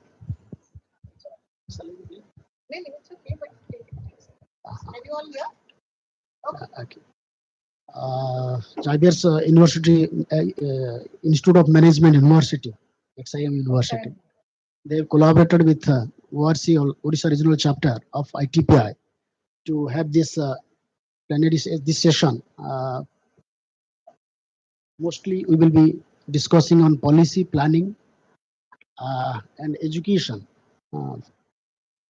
In this issue, I was in the government as OSD after my retirement as chief planner from Bhubaneswar Municipal Corporation, and I was completely associated with the government policies that was focusing on urban development. If I say HNO department, then I think what are the requirements for urban development, and all policies we have already formulated, so to say. If you say, I mean water, then your cloth, shelter, water, shelter, these are the two basic things if urbanites require. Then I think we have done a lot of work how to make the people access to the safe drinking water. And we have also got the opportunity to have 24/7 water supply in our Puri city, which is the first in the country, where we are providing 24/7 water supply to the urbanites. So all policies affordable. I am talking about the shelter. If you are coming to shelter also, we have also formulated housing policy, affordable housing policy for 2022, where we have tried our best to involve this private sector into this providing this affordable housing and necessary amendments, whatever it is required. I was in touch with the government and the Odisha Town Planning and Improvement Trust Act and Odisha Development Authorities Act 1982 and Building Regulations 2020 and 2021, which is simultaneously we are handling for rural areas and the urban development areas, that has been suitably modified to cope up with the requirements. And all this housing for all 2022 has been made mandatory for the private developers to provide at least 10% of the total housing stock towards supply of EWS housing. And now we call it affordable housing. It is also LIG, EWS and LIG both together. It is 20% we are making mandatory through that housing policy for that. And while we are also accommodating, we say that cities should be inclusive. How can the cities inclusive when there is a vast disparity, change in this inequality in the economic levels, EWS and the highest paying people. So if that inequality need to be minimized, then we have to also look into the lower strata of the people who are living in the urban. Why they are coming to the urban centers? Urbanization is a blessings for us, we say, because urban urban area, urban cities or cities contribute to the around 65% of the GDP. 65% of the GDP is being contributed by the urban areas. If that is a fact, then urbanization is inevitable and we should accept it. The only thing is that we have to moderate the urbanization in such a way that it is inclusive in nature. The development happens, but it is the need of the hour and we have to accommodate to all sectors of the people. Our now the urbanization of the Odisha, if we consider this one, then it is only 17% in 2011, maybe 25, 22, 23, and maybe 25 because census has not come out.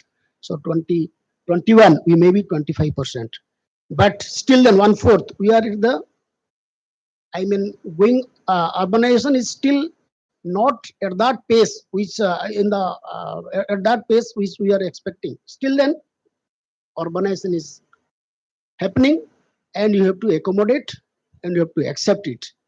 Then there are so many challenges when you consider this urban, when you consider the health of a city. There are so many challenges.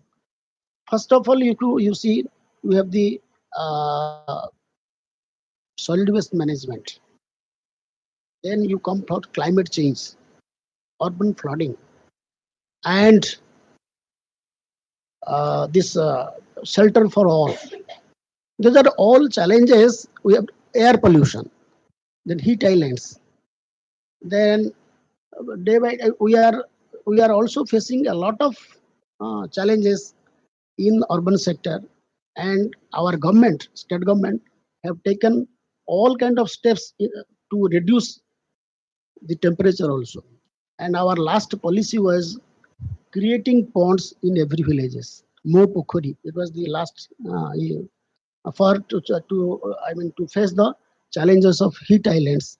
We have been doing this, preserving the ponds. We have all policies in place, but how we are going to implement it? And in all, we have 115 urban local bodies. But what is the number of planners working in the urban local bodies? None. In the last year only, we could recruit recruit 47 through outsourcing urban planners to work in urban local bodies. And this is state of affairs in where 115, at least if you consider one town plan for 1 lakh population, then our urban population, maybe if 25% we consider, then 1 crore population is in the urban area. And we should have 100 planners at present. And in that situation, we have the planners are very, very limited, maybe 20, limited to 20 in different sectors they are working within development authorities or in the ULBs. And now only with our efforts, we have 47 urban planners we have placed in different ULBs through outsourcing only, paying some consolidated remunerations. This is the situation in Odisha where actually urban planners are not being given more importance as being government of India has been emphasizing on filling up the posts for urban planners that is available in the state. Though over a period of time this has not been done, and we are still looking for some innovative ideas of managing urban development. Smart city mission has come up, and that also only we have developed infrastructure. If you call Bhubaneswar city was the first while formulating this smart city mission. Still then, while coming out with the review of implementation of projects, we came to a conclusion that whatever the area that we have taken into considerations while framing the project, that is not completely within a period of 5 years. Though mission was for 5 years, we have not been able to complete the projects of 30% also. So if what will happen then? We have a proposal of 100%, and that was the need of the mission, smart city mission. Still then, we have not been able to cope up with the kind of development we are doing, or the manpower that we are having, or handle the situation. We have not been done. And finance, as all of you will also admit to that, finance is one of the important sector where we have to also think of how urban finance can also be taken into considerations for implementing these projects. These are the main areas where we have to look into, and urban development, as all of us know, that is a dynamic in process, and we have to also change our vision to cope up with the changed circumstances. If we are unable to cope up, then ultimately our challenges we cannot face it in future. This is my. I think we have to think in that line, and we have to also. State government is doing a lot of work on this urban sector now, focusing after 2015 only. More focus has been done in urban planning, urban development. Though we have 115 towns, but master plans for 115 towns are not in place. If you consider that urban planning is an important sector, we have no master plans for all 115 towns. We require those, but through outsourcing, now we are going for preparing GIS and RS based master plan under Amrit, because focus has been done by the government of India to do these master plans under Amrit 1 and 2, and we have been doing that one. And those are the areas where actually we need to focus, and we have to take note of it. I think this way we can discuss all the matters, and our guest is there who can. Chief our ARCS University, he can give you detailed ideas on Government of India initiatives on urban development and planning. Thank you, Dr. Patnaik. I think the need of practice, the need of skills, where the practice is going is what has been well laid out. But I will raise a question as what you mentioned as we don't have master plans for our 115 urban areas, but that is one of the things that is being questioned today. Should we have master plans? If not master plans, how do we guide the development of a city? What approaches can we take? And as you rightly said, with our digital mapping capabilities now and other kinds of technologies, we are in a situation where we can see where the city is going, literally visually see. But can we see into the future? Can we actually forecast like we used to do as planners? There is a technique now which is saying let's backcast, let's see where we want to go and then think back and backcast to where what we should be doing now. So these are ideas which are emerging. There is the 15-minute city, there is the transit oriented development thought, there is many such thoughts.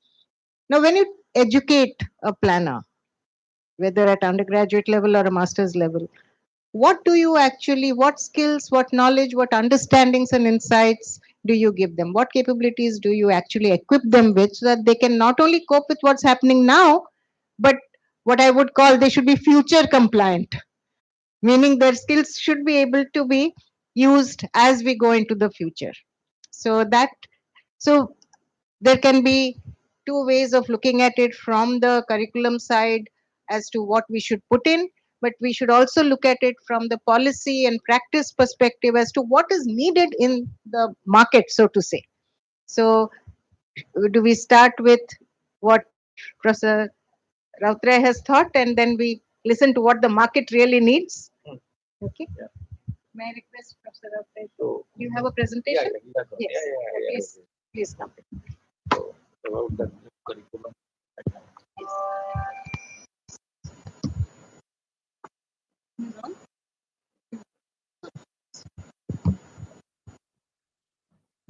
Well, you can manage there. Yeah, no problem. So, good morning, ladies and gentlemen, distinguished guests. I am very much thankful to Professor Misra giving me a chance just to reflect on the new curriculum that we are planning for.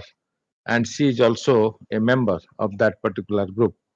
And the background is that ITPI wanted to develop a kind of new curriculum that you can say a model syllabus which can be standardized and can be adopted in different say schools offering planning courses, universities and institutions.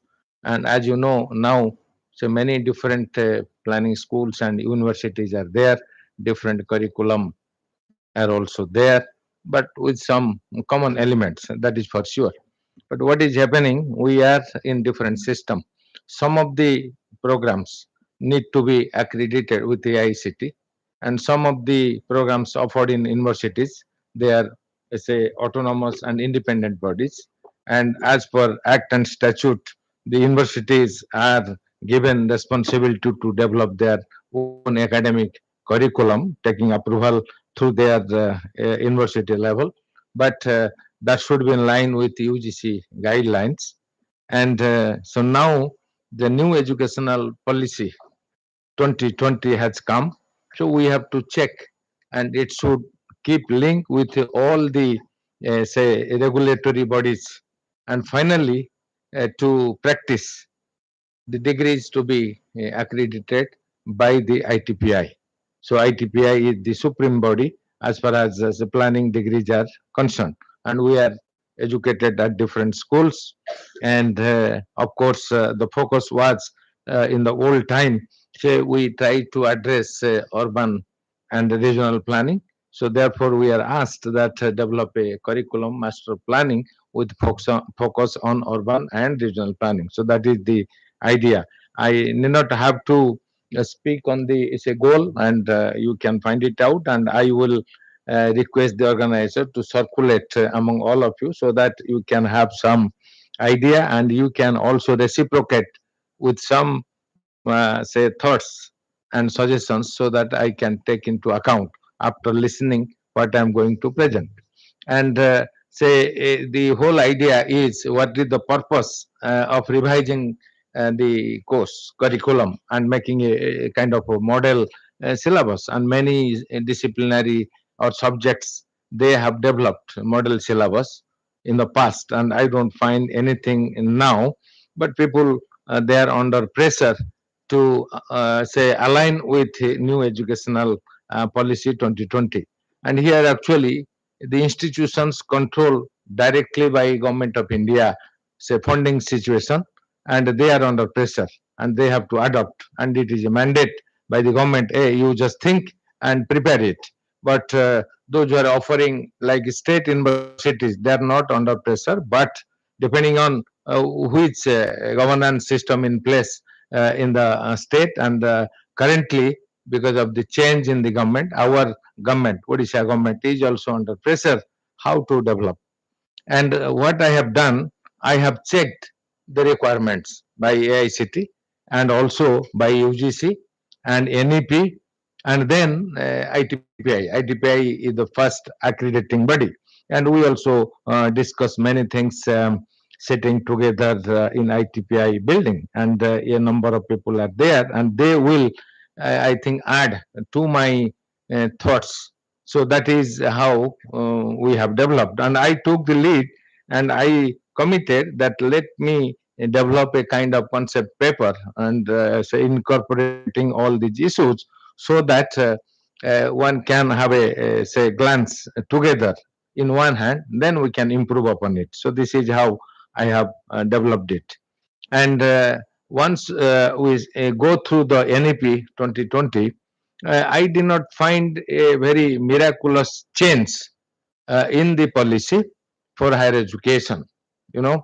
And sometimes what NEP says currently UGC also contradicts, and I find many contradictions. They say internationalization and say very high quality research.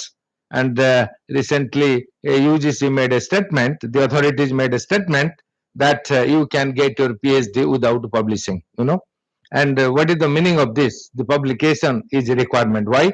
Because you have to demonstrate what kind of contribution you have made through your research, and it should be say applied and practice oriented. Otherwise, say it has no meaning. Of course, there is scope for theoretical research, but the area that we are working on, so say theory has no scope and place in our curriculum. Yes, you have to understand the theories to build your conceptual framework, but whatever you contribute, that should be applied and practice oriented. Otherwise, we simply cannot do it.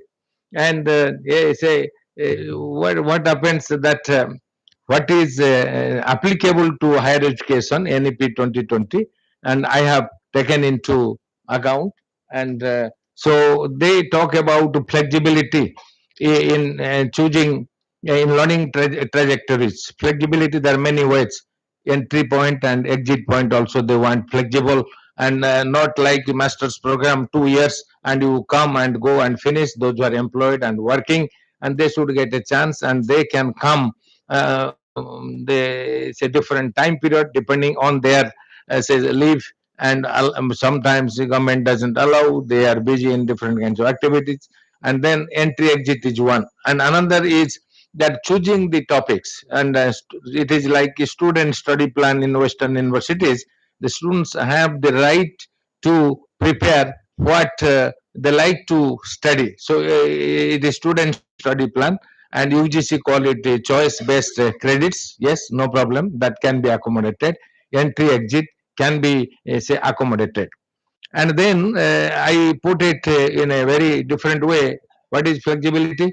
The educational program should be like building blocks. So we can start from postgraduate certificate program, that is maybe 1 semester, because 2 years program, there is no dispute whether you come from 3 years bachelor's program background or 4 years background, because now it is insisted that all say bachelor's program should be made 4 years. But still we are in a transition period and 3 is going on, and we allow 3 year graduate program. They are equally eligible, and also those are coming from like B arts civil engineering, so completely 4 years, no problem, they can also come and join.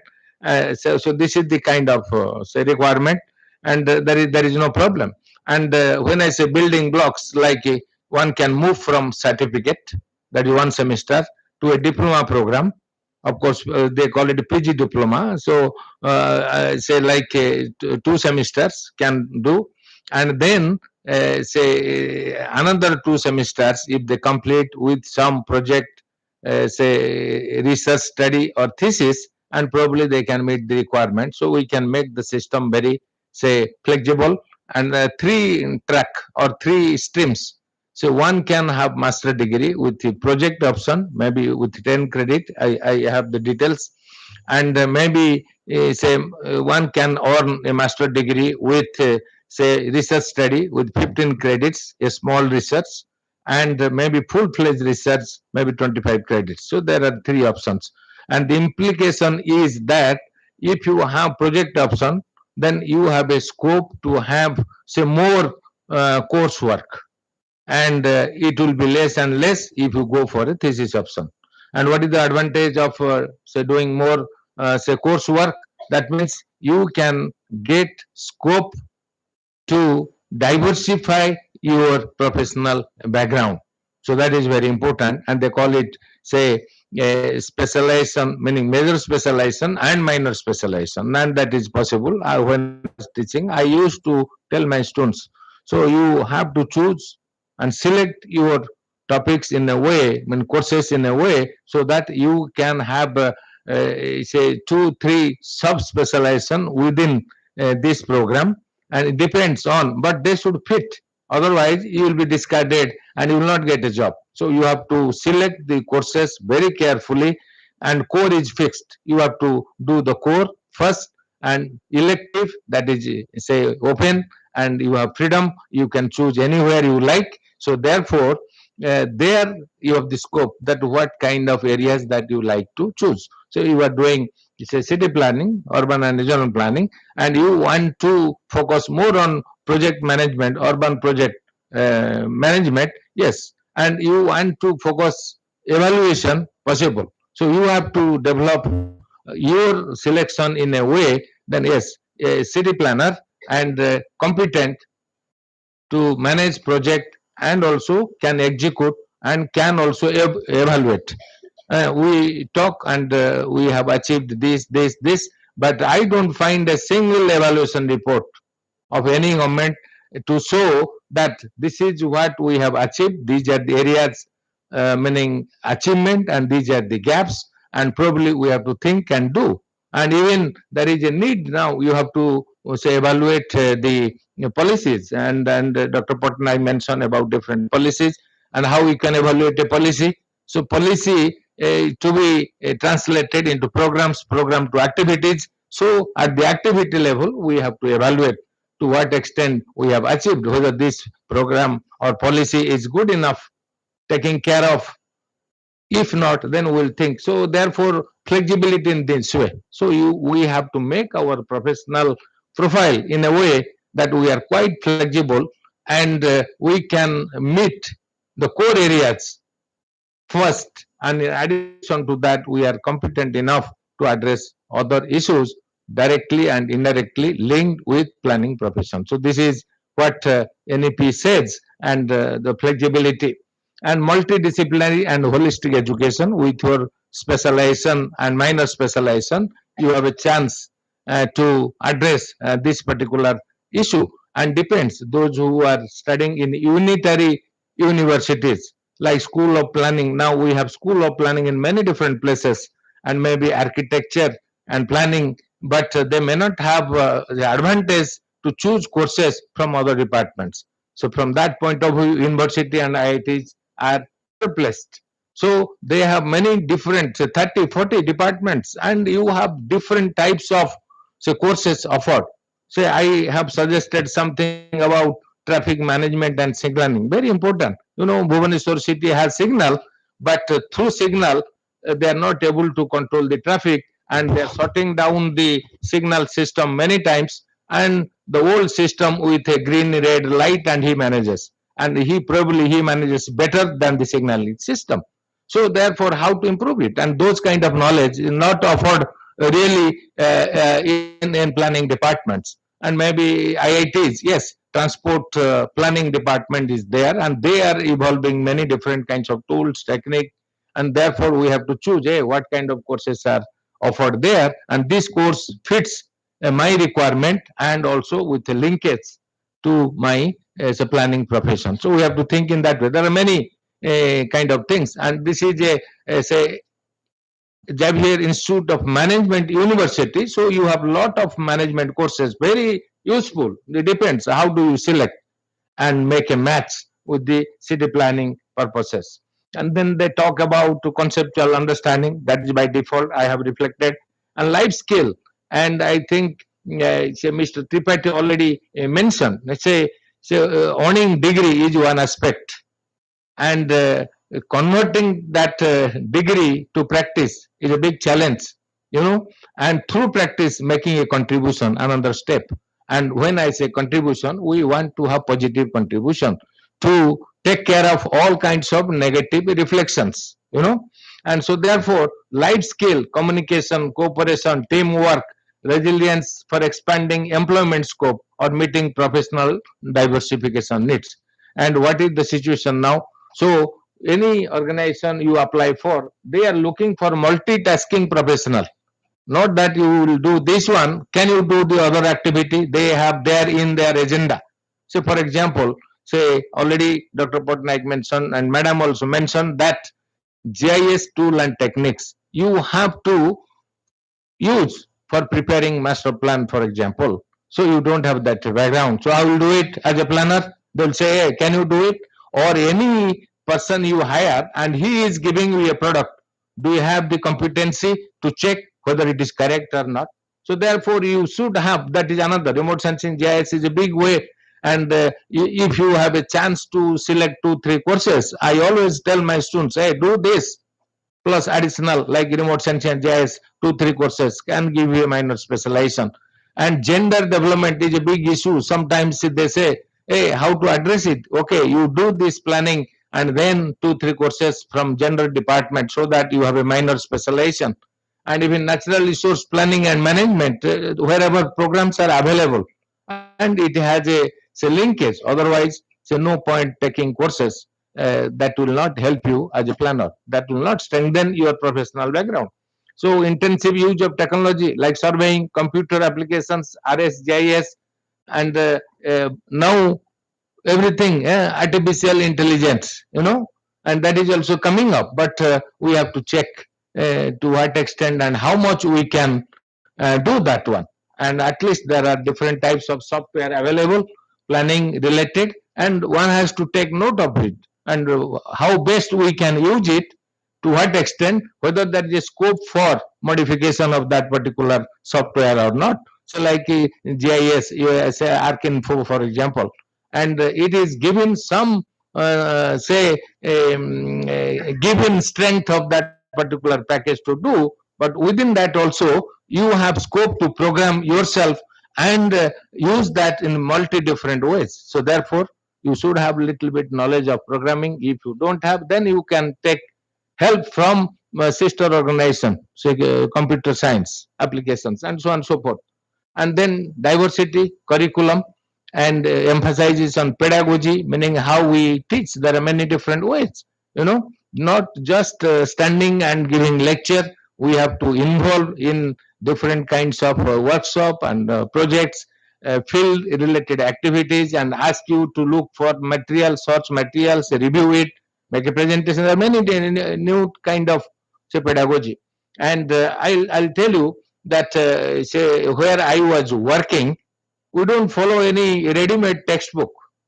Maybe from a particular book we may use only one or two chapter. We have to select, and to update our curriculum always.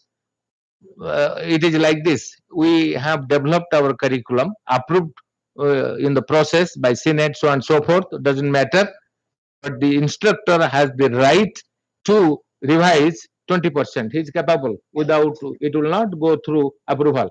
So he is free to do that because he designs, he teaches, and he examines, evaluates, and everything. So it is the instructor is very very key role. And if you have dynamic instructors, and they also keep on changing, you know, and once you are in teaching profession, you cannot say remain fixed what degrees you have earned from any planning school. You have to keep on changing to keep pace with the changing environment and to address the challenges coming on our practices. So that this is very very important. So therefore, the curriculum should be done and the instructor also to be exposed and trained and what they are supposed to do. And I have seen many traditional universities, even they establish say universities as a PhD examiner of many different Indian universities. And I am not boasting. And I say evaluated about 20, and I hardly recommended only one or two with reservation. So, meaning the quality of work is so substandard. So now we have to think how we can make really good research. Unless your work is reviewed and published, and UGC has a list of journals. These are the journals approved by UGC, meaning our experts for geography, this for economics, this for planning, this. If you publish in those journals, including our ITPI, and for your information, I am also a reviewer of ITPI journal, and it is very hard to recommend. And when we publish in top journals, our article goes 3 to 5 times review, and they want that you do it. And all say world class experts they review it, and it is easy to get PhD, but difficult to get a say published article. So that will give you additional learning in a different way. So therefore, these are some of the highlights of this one. And then I'll be meaning first. So outstanding research. What does it mean? Outstanding research. So in science and technology, if anybody publishes in the Nature journal, people say it is outstanding. It is not that easy. How many say researchers or professors publish in that journal? Very very few. And have you seen that article? And 3 page author list goes in a particular publication. 3 page author list, meaning it is not one man's job, you know.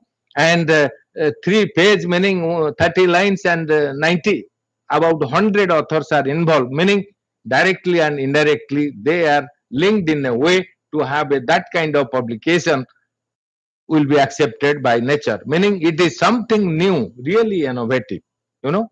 And when I say contribution, 3 ways: certain things are established and continuing, and we are confirming the same finding. So it is a reconfirmation or confirming again and again. It's okay. This is good for Andhra Pradesh, may not be good for Odisha. So therefore, if it is working in Odisha well, so we confirm it, or we may challenge.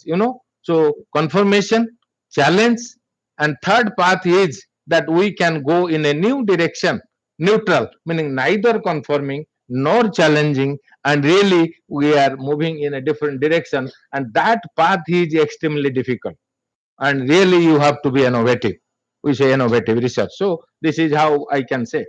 And then internationalization of education is also focused. What does it mean? That our curriculum must attract students from other countries, meaning not only developing countries. Yes, we are much ahead, and our leaders are telling we will become Vishwaguru. And in my discipline, I checked how many gurus are there. Forget about Vishwaguru. In terms of their contribution to the subject, I find hardly any name from our country. Hardly any name. So therefore, publishing in different journal for publication sake is one aspect, and publishing in really good journals to establish our credentials is something different, and then you will be designated as a guru, and then we will compete with other gurus in the world, and then can be accredited as Vishwaguru. Why people are look at say MIT and Harvard? There is a different kind of process and system in place, and therefore whatever they do and contribute, and it is like light is coming from that two institutions side by side juxtaposed. And our planning program is also there. I was checking what kind of courses they offer. And then they share, and one can also take some courses from Harvard University, because next door is MIT, and then you can get your degree either way, so no problem. And so we don't have, suppose you are in XIM University, if anything available in Utkal or OUT, we have how many? Plenty of universities in Bhubaneswar itself. So how many courses are there so that you can also take from here? We don't have that kind of thing. And internationalization in two way, we have to attract students from other countries, and our students always go. Indian students always go abroad, and whether you take bank loan or your parents support or you get scholarship, very, very limited in the present world. So therefore, meaning we want to have a class or group of students representing different countries. The advantage is that we share the different country experiences, and that I had the opportunity, my institute having 40 countries, students from 40 countries, and from developing and developed, from South Asia and mostly from Southeast Asia, but we also get students from Europe less, and the US and Canada. So we have a good mixture. So we have the advantage of checking, hey, what is happening in your country on a particular theme and particular issue. So it is a dialogue and exchange of ideas, and that helps. So really giving, adding color, very good color, bright color to your knowledge system. And developed country students, they also come and learn from us. We manage many different, say, complexities, and for them things are very much streamlined. And people well educated, awareness is there. Hey, I should not park there, that is, but we park anywhere else. And then our traffic system, if you see in the evening time and all that traffic, now it is a big headache for Bhubaneswar city. And say why it is like this, because how it was planned for 40,000 people initially. Gradually, it is growing, and we have the director of town planning. And then why it is happening like this? The reason is that no coordination among the sectoral agencies, those who are planning. Maybe the director of town planning may say, we need a road from this to this with so much of lanes, this and that. And but who is implementing? So Department of Transport is implementing. We say water scarcity, this, and who is implementing? And those programs, no coordination at all. And you can see on the road, once the road is finished, then other people come and started digging. Hey, what for? Now I will do this, that, and sometimes it is not to the notice of the proper authorities. So things are happening like this, meaning you can do whatever you want in India, and it is not possible in the Western world, the developed world. That is a big difference. So we have to think. And so diversity and flexibility, yes, you have your diverse profile. So NEP states for the recognition or reconfiguration of education system to support and foster learning in a way to achieve the targets and goals of SDGs. I will tell you how many SDGs are very much linked with our program, and at least all of you should have a kind of overall knowledge about all SDGs, and then we have to choose and pick up. In one way, everything is required. Poverty reduction, is it not required? Urban poverty we talk about. So therefore, we have to select the SDG in a way that things can happen. So then the next slide is relevant SDGs. So linked with URP, SDG 11 and 6, 7, 8, 9, 12 and 13. So you can check and what is the insight. We have to expand, and this is what we have to do. And then there is a paradigm shift. So the important document is UN Habitat for a Better Urban Future, and though they say paradigm shift and all kinds of things, but I don't find anything exciting in that, and they end up with the SDGs. And of course, say NEP also says SDGs, and they also talk about SDGs. And UN organizations, they are very much dependent on others, and they also follow the agenda of the donors. They don't have very independent thinking per se. That is my experience interacting with several UN agencies while working at Bangkok. So therefore, they also end up SDGs. And then we have to think what kind of a profile that we are looking for. That is very, very important. And so what are the expected say profile? Profile professionals to be engaged in planning profession, mostly in government sector as well as private, and prepare master or comprehensive city regional development plan or any name that you can give, and then function as executors, as managers and evaluators, and both rural programs, urban development programs perform as instructors in teaching, those who come for teaching and research, then trainer, consultants, so many different roles. And the product and graduates should be at par with globally advanced universities and institutions in terms of skill and quality in order to be competitive and fulfilling domestic, national, as well as international market demand whenever opportunity arises. This is very important. And some of our friends told market driven, everything now market driven. So they decide what kind of development they are looking for. So industrialists, their requirement different. We have to facilitate and accommodate within the city itself. And then also we have to see the career goal is very, very important. I am not repeating.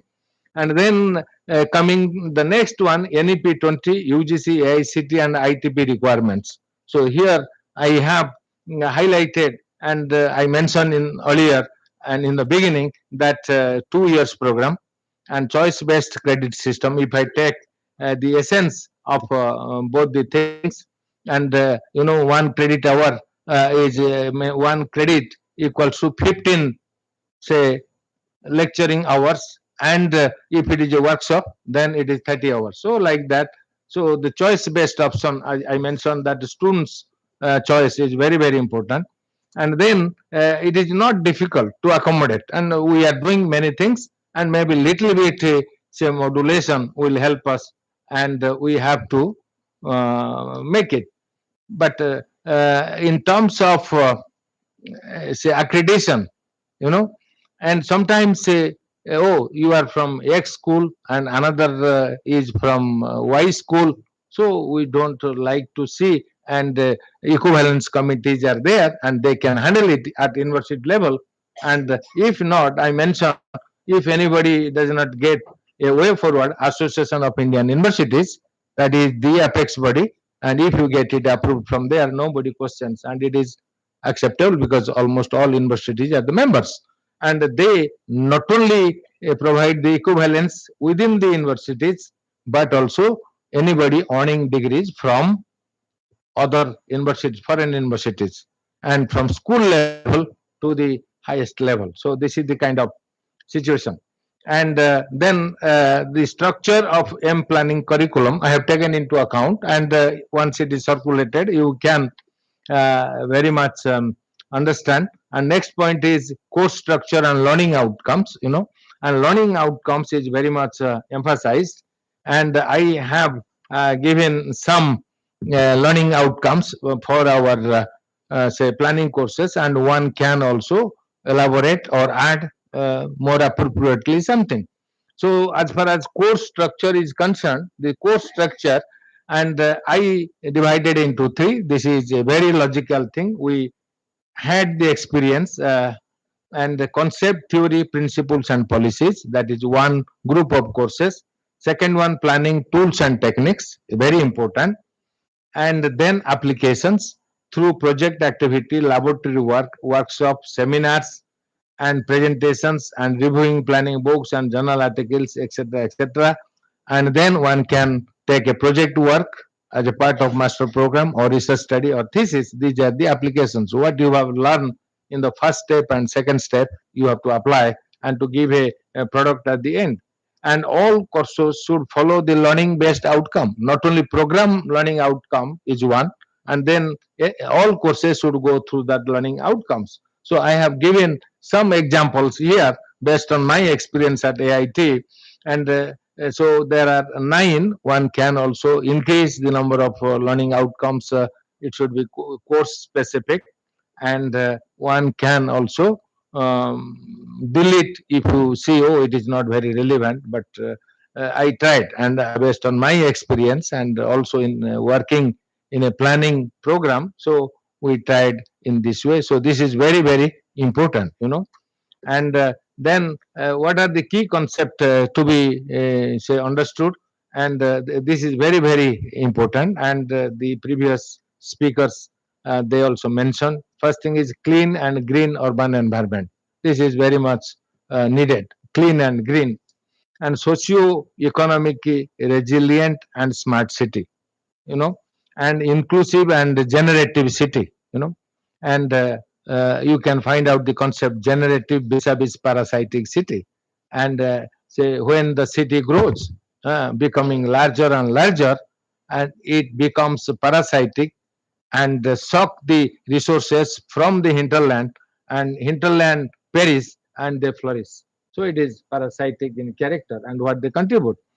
So then disaster and climate resilient city. So this is very much talked about, and then sustainable urban development. So these are the things to be addressed in many different courses. So that is very very needed.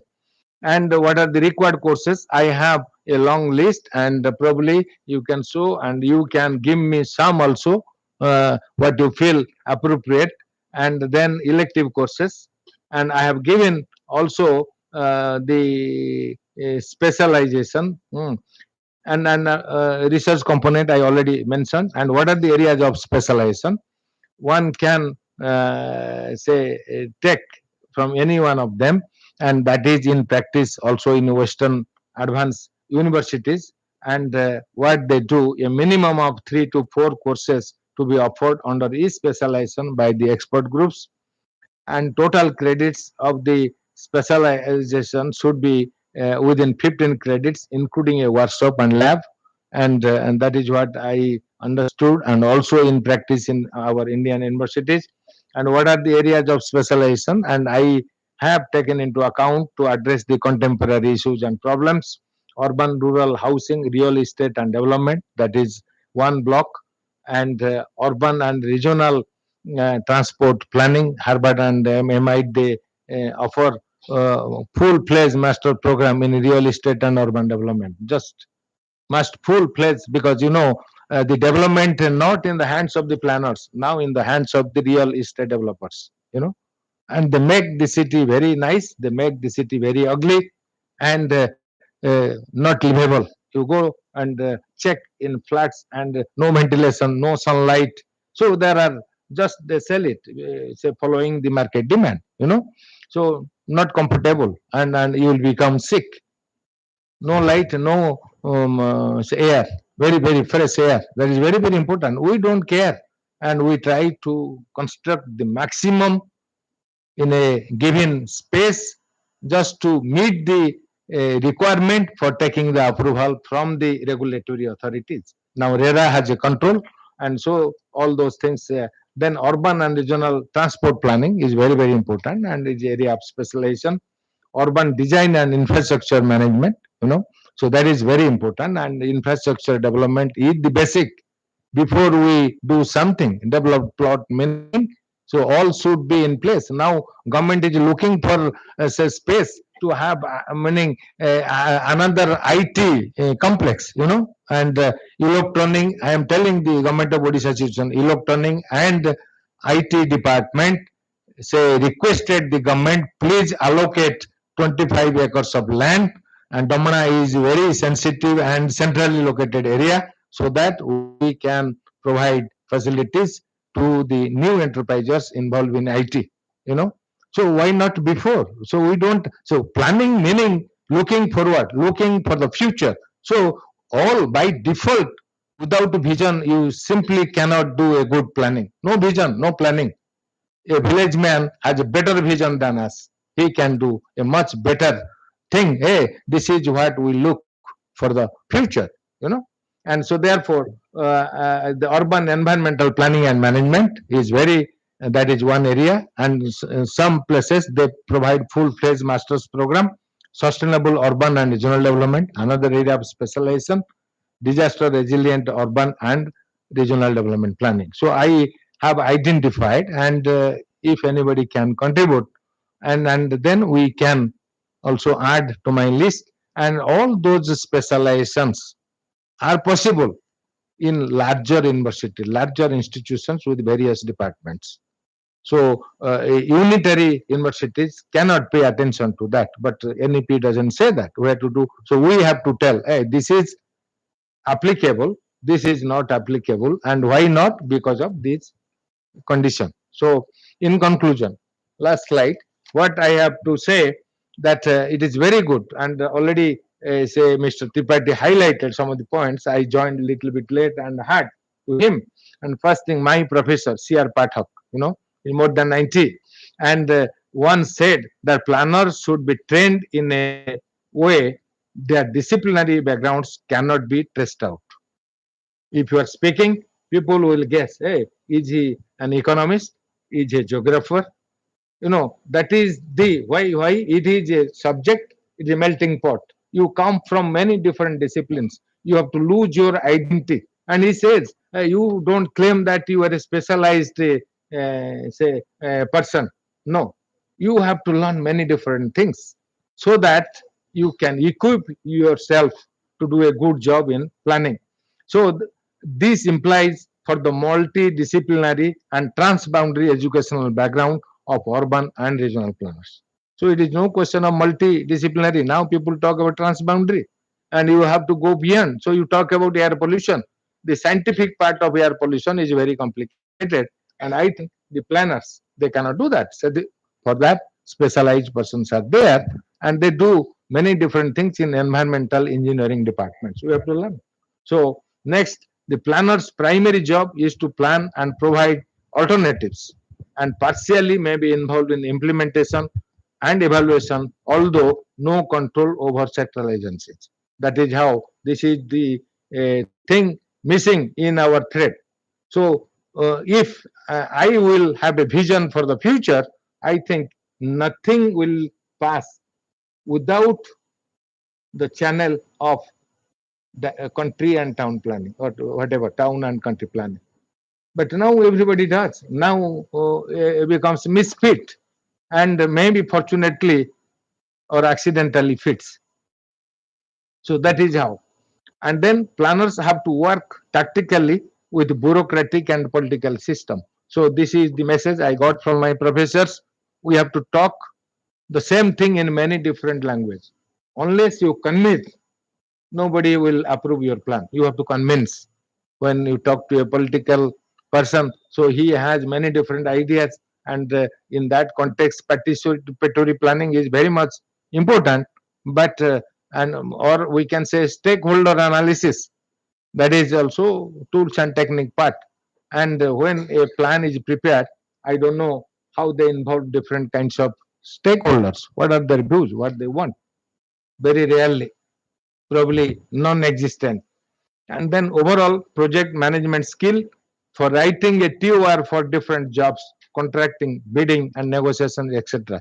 You should have, depending on the organization where you are working. I know you nobodies, and when they prepare a TOR, they don't have the expert in house. They pay a good amount of money, 5,000 US dollar, just writing 2-page TOR.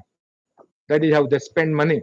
So you must know these are some of the things that you have to say learn from other sources. And multitasking is the current thrust of any organization. Urban and regional planners must have multitasking skills to meet employers' requirement in today's competitive world. Otherwise, you don't have a scope. And then technology, we talk. Acquiring technological skill is very, very important. Computer application, CAD/CAM, depending on the background, civil engineer and others, even general students also can. RS and GIS, SPSS stat packages I'm talking about. So all kinds of data you collect, you must know. There are softwares for qualitative analysis, softwares for quantitative analysis, and project management, and then landscape design software, and so on and so forth, is the need of the day to remain in demand. Otherwise, you don't have any place. You have to know many different things. And I will end with one thing that planners, sometimes people say, oh, jack of all trades, master of none. They say, but to me, I will just correct that statement. Jack of all trades and master of some, not none, master of some. Then you can. So this is how I have visualized the new curriculum. Of course, our colleagues in there are 9, 10 members. Their their experience to be taken into account. Just I am the person to place before them to make it move. So thank you very much for your attention.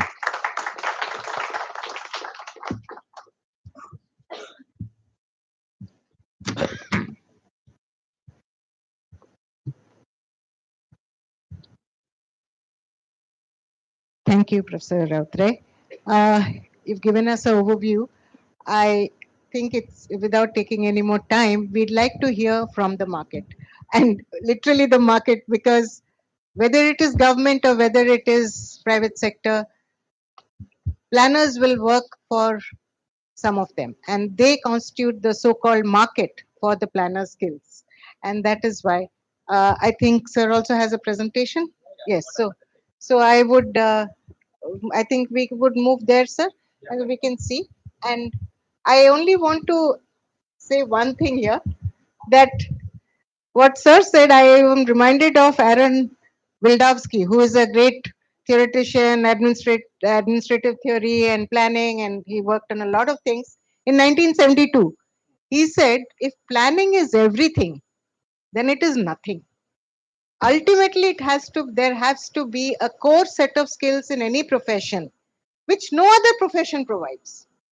Otherwise, we are jack of all trades, master of none.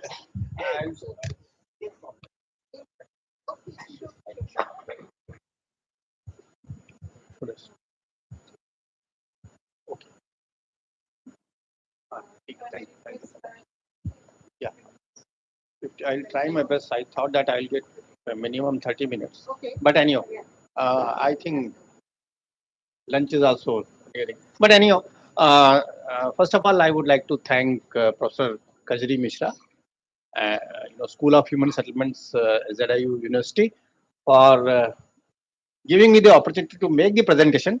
Of course, the topic of the presentation is of the panel discussion is capacity building for sustainable cities. That means planning, education, and profession. Professor Rautre has already in detail he has explained about the model course curriculum which is being prepared. I will talk from the policy perspective. What has been the initiative of central government or Ministry of Housing and Urban Affairs towards capacity building? Because capacity building is a very essential thing for the professionals. It is absolutely necessary at the entry level, wherever you go, whether it's in government or private or in academics. It's at the entry level, at the middle level, and also at the senior level, because the technological changes are coming so fast. So everybody has to have exposure. And in fact, the concluding line of the presentation of Professor Rotre was, you have to have exposure of all latest digital technology. But there are positives and negatives. But let me quickly. In fact, there was a committee constituted by Ministry of Housing and Urban Affairs on capacity building for urban planners. So the chairman of the committee was the then director of School of Planning and Architecture, Professor P.S. Rao, and I was member secretary. So we had actually identified few. What are the existing capacity gaps for urban planners? But the presentation is highly centric towards urban planners. But here I suppose that most of them are master of urban management students. They are also planners.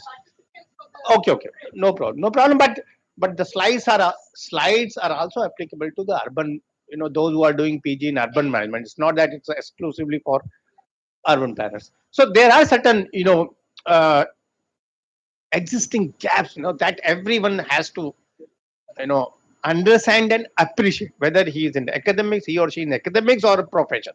So there are absence of formal structures and strategy to support capacity building, whether the state, town and city planning department, development authorities, urban development, urban local bodies, do they have a dedicated department for capacity building? Do they have any cell for capacity building? So there is absence. Of course, the state, town and city planning department, all UDAs and ULBs, they depend on the State Institute of Public Administration.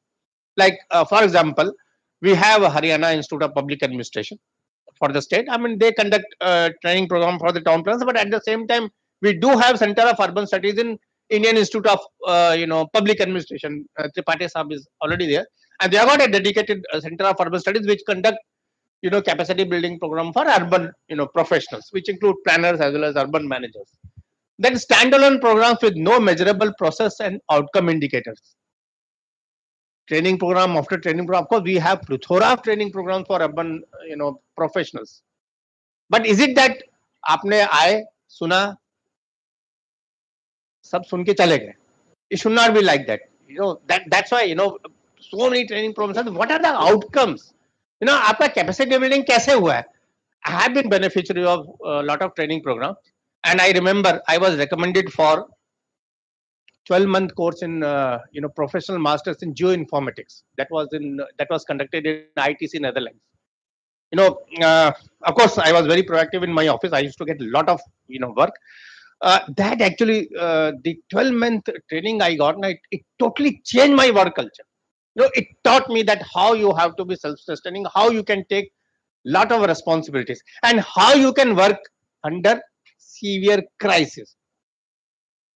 That is the biggest challenge for any urban professional, or for that matter, any professional. But how you can take the responsibilities. So that is there. So whatever program is there has to be some outcome. Is it adding to your knowledge? Sir had in very first remarks, he mentioned about SDG goal number 1, hunger. I convert that hunger into hunger for knowledge, hunger for curiosity, hunger for awareness. Then only you will develop yourself.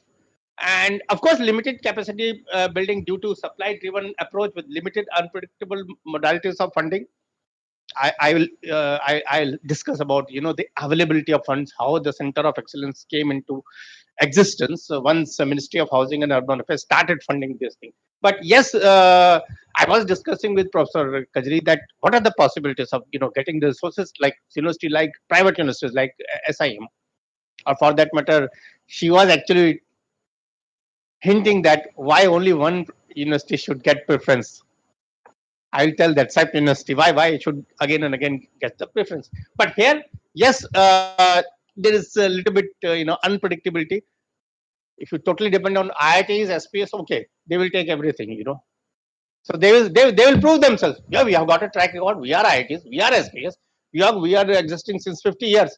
And you evaluate on any aspect, whether it is the faculty experience, list of publications, infrastructure, facility, all sort of things. They will say we will get all the as per your evaluation criteria. We will get all marks. So that's how we should be treated as center of excellence. And of course, limited exposure to the town planners working in the district. I don't know how many districts have got town planners in Odisha. I don't know whether a town planner is working in Bhawanipatna, Kyonjhar, Jharsuguda. These are all areas. And I keep on telling in my lecture, Odisha, Jharkhand, Chhattisgarh, Bihar, all the states are resource-rich region. Why they are backward? What happened once we got independence, 50s, 60s, why the focus was not into these states? That's a question, These are resource-rich region and they are the backward region. I mean, if you take the urbanization figures, Odisha has got 15%.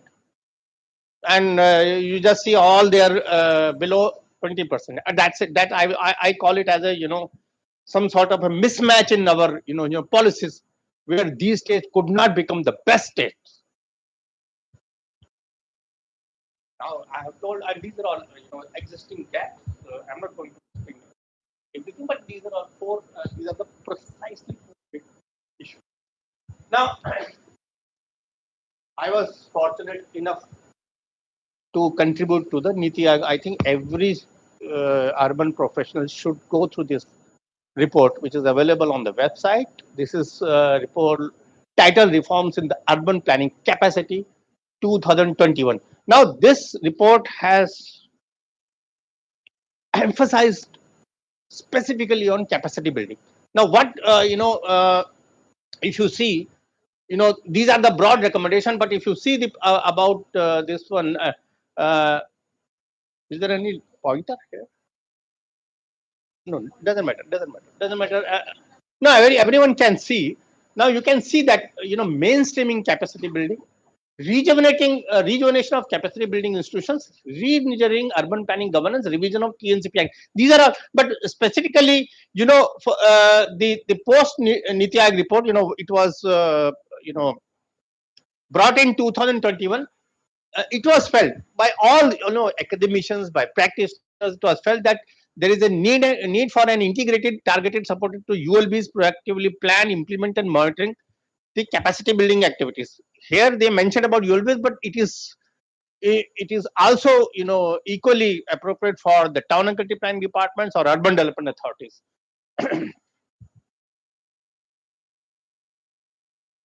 Now, then after Niti Aayog, as per the budget speech 2022-23, there was a budget speech recommendation that a committee has to be constituted, which was titled as High Level Committee on Urban Planning and Urban Design, which was chaired by Sri Keshav Verma. Keshav Verma, he is an ex-IAS officer. Presently, he is the chairman of Sabarmati Riverfront Development Corporation, and he's also chairman of High Level Committee on Urban Planning for Gujarat State. So, if you kindly see some of the recommendations, of course, the recommendations have been submitted to the Ministry of Housing and Urban Affairs, but still, Ministry is sitting on that. We don't know how many recommendations will get actually implemented. Now, I'm not going to explain each and everything, but creation of national cadre on urban planning, all India services of urban planning. This has been strongly recommended. We do have economic services, we do have geologist services, we have plethora of allied services. So why can't we have an all India services for urban planners? I don't know what could be the views. There could be diverse views. Somebody may say that, sir, urban planning is a state subject.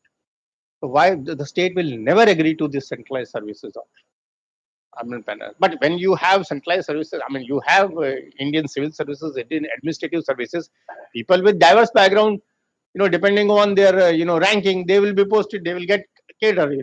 Any cadre they can, they can be posted. So why not? We have strongly recommended, but there could be diverse views. Since constitutionally speaking, urban planning per se is a state subject. So whether state will be the part of this, I mean, they may not agree. Yes, it was strongly recommended to develop a national capacity building and professional certification program.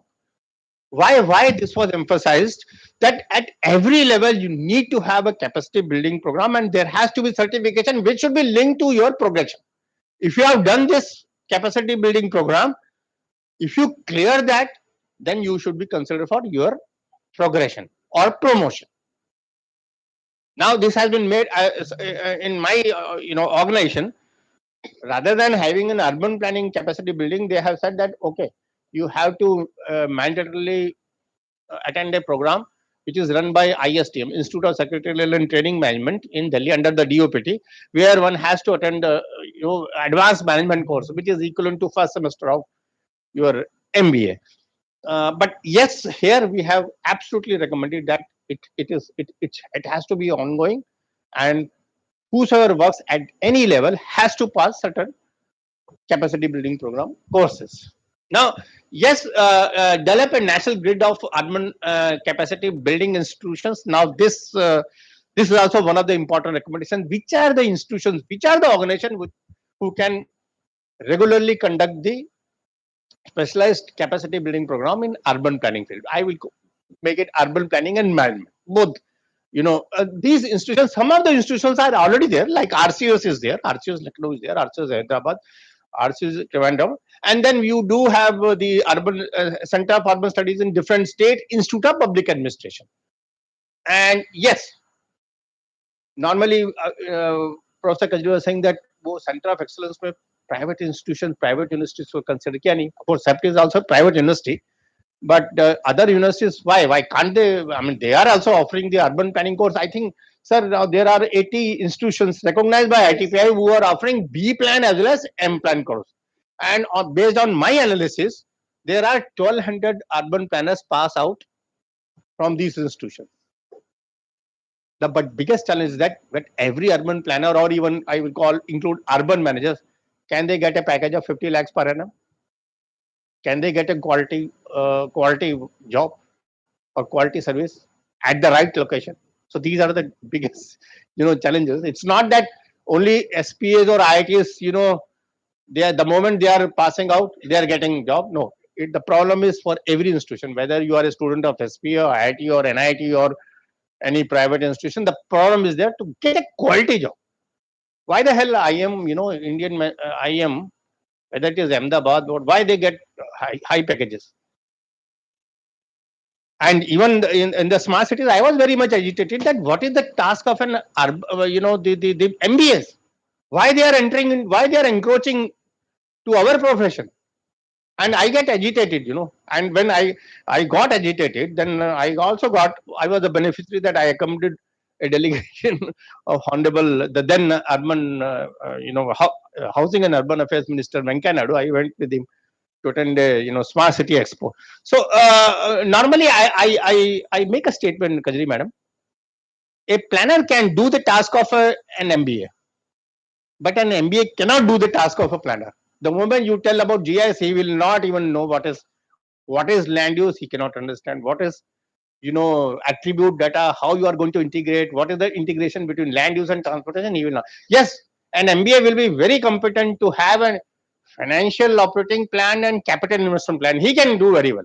So that's what I am emphasizing. I am forcing the faculty members of SP that you focus.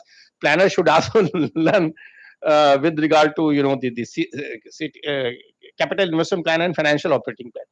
So strengthen private sector participation becomes very much important, because without private, I am Patnaik Sahib, he mentioned that the master plan being prepared for this Odisha towns have been outsourced. So if private, now there is a absolutely, now there's a feeling that without private sector, government also cannot survive. In Ministry of Housing and Urban Affairs, there are at least 20-25 private consultants, all leading consultants, KPMG, Deloitte, PwC, Nange Anderson. There are so many agencies are. I mean, these private consultants that who are working. Virtually, since I am strictly speaking, I am not a part of government. I can say that these consultants are doing very well. They are coming with the quality work. Of course, you need to. Rotre Saab, actually, I was listening very carefully every sentence of him. Strengthening the capacity of urban planning research and academia. And he made a statement that, he goes for Viva Voce for PhD student, and if we find that standard is, it's a matter of concern that standard is falling. Now, why should we blame ourselves? Should we blame the digital technology which ensures that copy paste, copy paste, copy paste? So there is no harm in copy pasting, but I feel, because I have been also teaching in SPA for past 15 years, what I have seen with the advent of so much of digital technology with GIS and all those things, the art of writing we have forgotten. You can include me also. As an EK, I am blaming the youngsters, but that is actually I see the the studios, the presentations, the sheets, and when it come to thesis, the same sheets have been reproduced in their thesis. I said this would not do. You have to develop a writing skills. Writing skill will never come from copy and pasting. You have to be creative. You have to write on your own. Doesn't matter. You may create mistakes. You may have a lot of grammatical errors, but the way, if you keep on writing, I remember my thesis at IT Kharagpur, I wrote for at least 5 times in order to improve those things. But still, there were some weaknesses. But you can only overcome your weaknesses by writing more and more, and by discussing among yourself. It's not that alone you can do. The more you discuss, the more refinement will come in your thinking. Perhaps that is a disadvantage of our digital technology. Of course, you are very creative. I mean, I have seen the way students do the work in GIS, that too, with lot of, and then that too, AI is coming.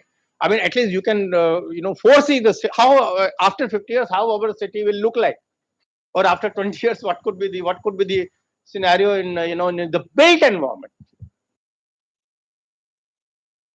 Of course, we do have from Ministry of Housing and Urban Affairs, why we call it as the integrated capacity building plan.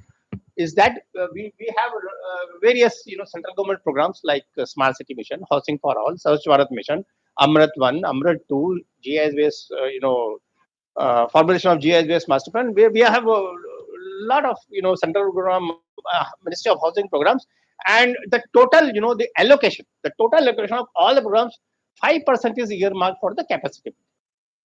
So if you have 100 crores, so 5 crores you will get for capacity building. So what now this will be those who are doing masters in urban management. These topics are very much important. Procurement, detailed project report development, financial management, budgeting and accounting, drinking water, sanitation. This is, I mean, of course, for urban planners, we do have GIS based master plan, local area plan. Now, from master plan, we are started thinking, we have bottom up approach. How you can ensure. I've seen, thanks to Odisha government now, Bhubaneswar, they have advertised for TPS, town planning scheme. That's a good thing. Yeah. So the local area plan for brownfield and the town planning scheme for the for greenfield areas. So if madam, she made a statement, do we require master plan? भाई अगर master plan बने नहीं, आपने बोला 115 local bodies हैं, उसमें सबका master plan नहीं है, then how the cities are growing? Now I will talk from the national perspective. 7,933 cities and towns, 7,933 cities and towns as per 2011 census. The total number of towns having master plan is only 2,800. So 38% of the towns have actually got the master plan. What about the rest of the cities? What about the census towns which do not have any urban local body? But census towns को क्या भगवान भरोसे छोड़ दिया क्या? So these things we have to really think. अभी तो मुझे तो सपना ऐसा आता है, कभी-कभी नाइटमेयर आता है, भाई 2021 में if we have 10,000 plus cities and towns, then when we are going to have, क्या अमृत काल में by 2047 do we have all the master plans for each and every city? इतने प्लानर्स तो है ही नहीं बनाने के लिए, फिर कितना आउटसोर्सिंग करेंगे सर? कितना आउटसोर्सिंग करेंगे? Sir, it's a big challenge. if 2021 आप पता नहीं, it is still because last year honorable home minister said that we are going to start census जनवरी में शुरू हो जाएगा, और मैं भी बड़ा खुश था, चलो at least it will give enough food for analysis. I remember the 2011 census, I could get the first figure because thanks to Sudhir Krishna ji, because he spoke to Registrar General and I got all the data, and we did lot of we played with that census data. 2021 तो ठीक है. What about Amrit Kal? In 2047, we will have half of the country will reside in maybe 20,000 plus cities and towns. If you convert 1.6 billion by 2047, 50%, that means 80 crore people will live in 20,000 cities and towns. पानी कैसे दोगे? बिजली कैसे दोगे? How you will ensure that housing for everyone? There will be no slum-free city. It will be a huge challenge. It will be a huge challenge, and I get none. But give 2021 में क्या figures आएगा, and this will continue. Sir ने बोला था 32 करोड़ से शुरू किया था सर ने. 32 करोड़ थी उस समय जो टोटल पॉपुलेशन 1.6 बिलियन है. मैं अर्बन पॉपुलेशन की बात कर रहा हूँ. कहाँ 3 करोड़ और कहाँ 80 crore. It will be a huge challenge. नहीं थोड़ा मैं तो प्रोवोकेट करूंगा ना कि they should think about this, because हम तो यार अनदर 10 ईयर हम रहे ना रहे हमें क्या पता. The future lies in them. The future lies in them. Of course I am not going to, ये सब ब्ला ब्ला है. so yes, now this is important. Now you have 500 cities. अब now Amrit 2 में, Amrit 1 was for class 1 cities having more than 1 lakh population. Amrit 2 mein what they have done, 50,000 to 1 lakh also have been covered. So similarly, DNULM, PMY, all the cities, all statute towns will get covered into these two, PMAY and DAY, Deen Dayal Antyodaya, Deen Dayal National Urban Livelihood Mission. And yes, funds have been earmarked for R&D under A and OE. मतलब 5% of the funds, अब उसमें 1 lakh crores कर दो, जो total allocation देख लो, उसका 5% will be a huge amount. So you can always spend for undertaking the capacity building program. You can undertake the research. Of course, ये Amrit का है. The now what happened? Still, Amrit 2 में what happened? It has become a water-centric mission, wherein all Amrit cities should be self-sufficient in water supply. Have you seen the Niti Aayog report on water supply? What it has mentioned? If monsoon fails for 2 consecutive or 3 consecutive years, 21 million plus cities will run out of water. मगर आने वाले time में कोई ऐसा right religious का कोई right नहीं होगा. It will be right if I pray to the God that that scenario should never come. We should every year we should get a good rainfall. But if water scarcity is there, the riots will be there due to water shortage. It is already there. It's already there. I know 45 degrees centigrade. You just see the case of Delhi. 25% of the population didn't last year because of extreme temperature, or maybe because of mismanagement between central and state government. 25% of the population of Delhi suffered severe water crisis. अभी क्या बोलेंगे अमृत काल में क्या बोलोगे?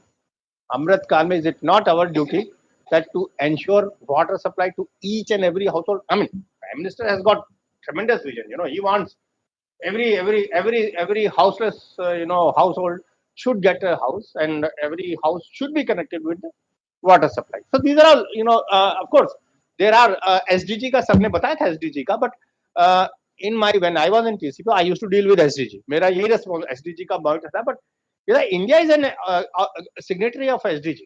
But that doesn't mean that SDG 2030 mein we are going to adhere to all the indicators. It's virtually impossible, because India is a huge country with lot of physiographic diversities. Virtually it becomes impossible, and there are n number of reasons. वो कर सकते हैं, नहीं कर सकते. There are so many things, and of course Amrish. That's why in order to ensure the compliance towards SDG 6, why this has become Amrit has become water centric mission. Now, Amrit 2 also mentions specifically for capacity building. Now, you can say now technical institutions will be roped in for assessment. I am just red marked, sentence I have said. Capacity build convergence between urban and rural wherever feasible. Again, taking the point of Kadri madam, she was saying that they had arranged for the rural.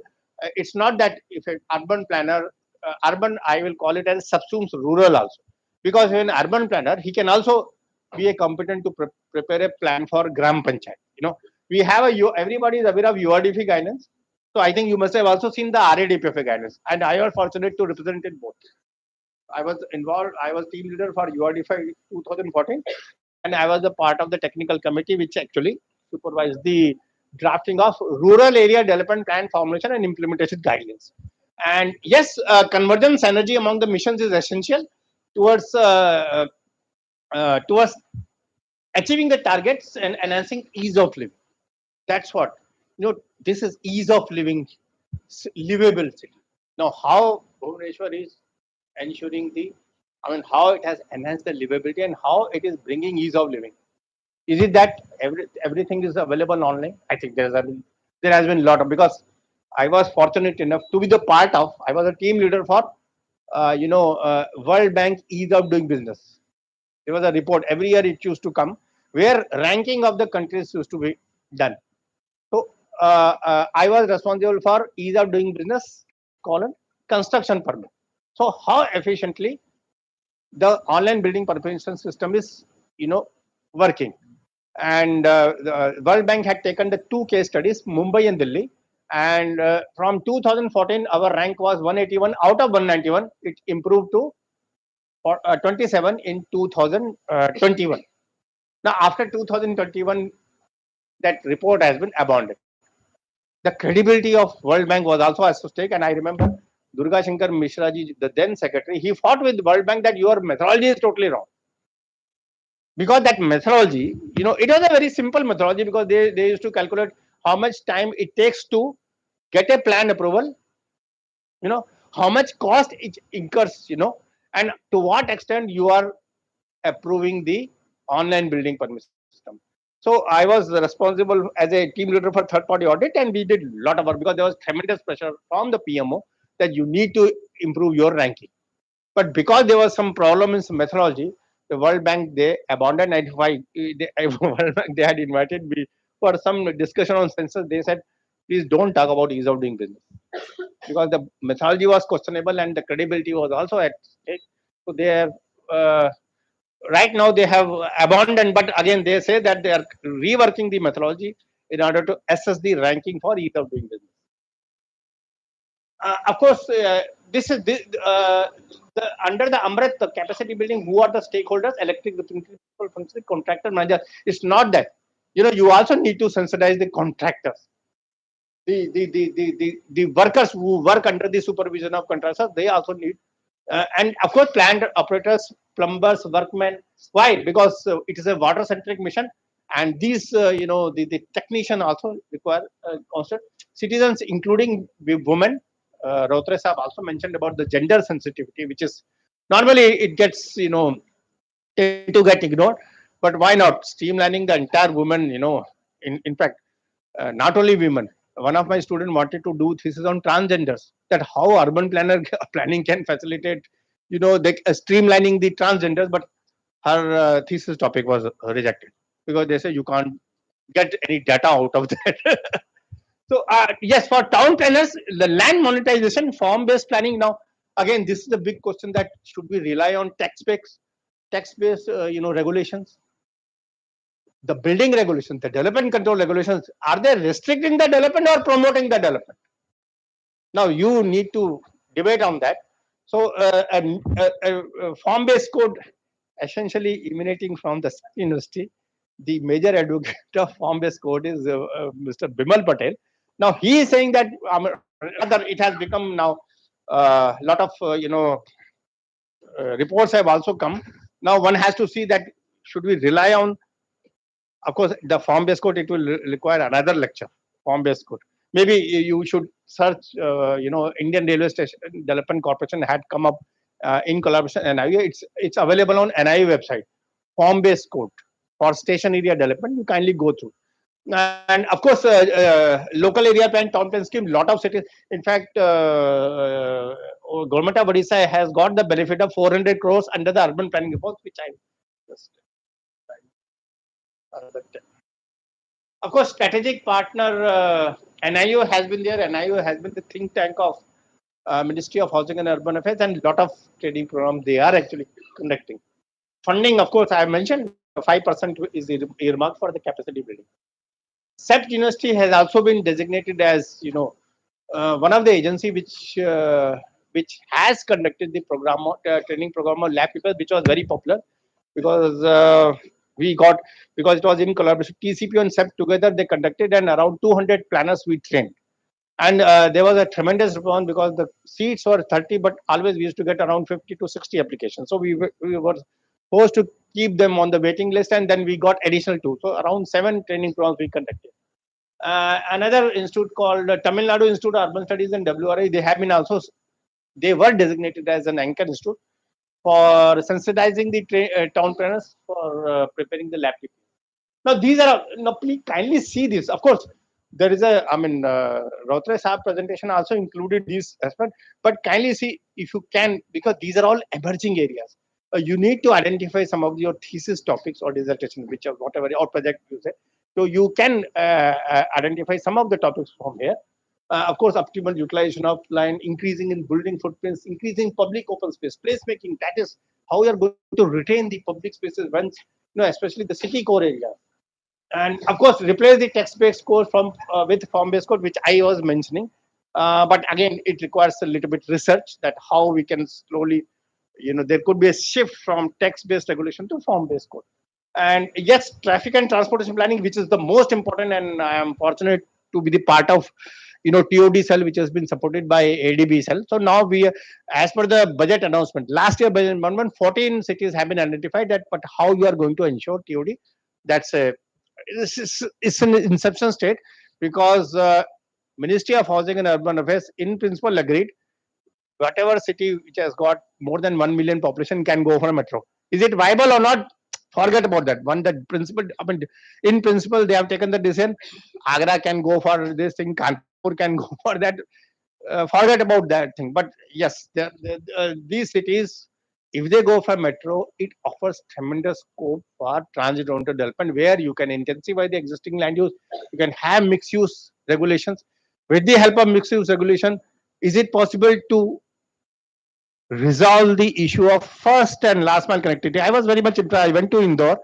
I went to that state town planning department. They have got Indore division. What I could see that within that huge building, they have got they call it as a mixed use building, where ground and first floor is occupied by commercial use, second and third office use, above third residential. So I was saying that if my house is there and my office is below my house, then there is no need for using the transport. So somewhere mixed use regulation at the city level and mixed use at the building level, this has to be seen.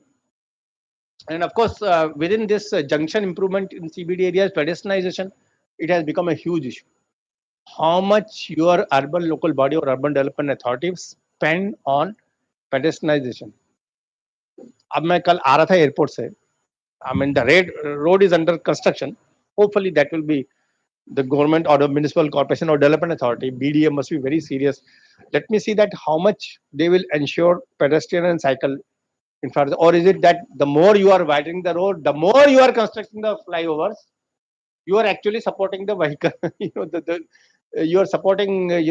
People should move vehicle rather than using cycle or walking. Of course, improvements to furniture station area development. Now, since metro stations are there being developed, you must have seen in Delhi, how these metro stations are being monetized. But again, you can have area-based strategy for all the metro station. And in fact, the corridor from Mumbai to Ahmedabad, all the 15 stations will have station area development. Now you will see the entire landscape, or I will see in a planning connotation, the entire transformation is going to take place with all these, the 15 metro stations between Ahmedabad and Mumbai. Now this is he's already there. Patnaik, he had worked hard and he could get 400 crores, and these are all urban planning reforms. This was mentioned in budget 2022-23. 2022-23, the allocation was 5,000 crore, which was enhanced 15,000 crores in 2023-24. 2024-25, I hope this will continue, because there was a good response from the state government. So these are, these are all, again, this could also become your thesis topic. Now, augmentation of human resources. Hopefully, the state government will realize the importance of this reform and should strengthen your town planning department. Now, I came to know that a lot of people, my even contemporaries, also got retired from the town planning, but that department has to strengthen. Implementation of TPS land pooling scheme, which is there. Modernization of building bylaws. Again, whether the cities can think of, the tweaking the bylaws in order to promote the development. Affordable housing, TOD, I have already mentioned. Transferable development rights. I don't know, Government of Odisha is really thinking on TDR, sir. No, but again, your planners, they can visit Maharashtra and Gujarat. Metro. Okay, fine. But again, the urban professionals working in Odisha can always go to Maharashtra or Gujarat and share the experiences how they are doing that. And then strengthening natural ecosystem through urban planning, integrating essential components of nature. So essence of this thing is that how you are going to integrate your blue and green infrastructure. The more integration you will have, I think you will be able to overcome in case if monsoon fails. But perhaps for Odisha, at least coastal area, they don't have much problem. Coastal area, I think the groundwater scenario is also manageable. They are already working and they have got 400 crore rupees, sir. I think you need to demonstrate. नहीं sir ने बताया मुझे, पटनायक साहब ने बताया कि they could avail 400 crores maybe in future. And I can quote the example of Haryana. Huh. Yeah, they have covered. Now Haryana got 1,000 crores, and out of 1,000 crores, 500 crores they are spending on having a center of excellence in town planning department. That is the first town planning department will have a center of excellence.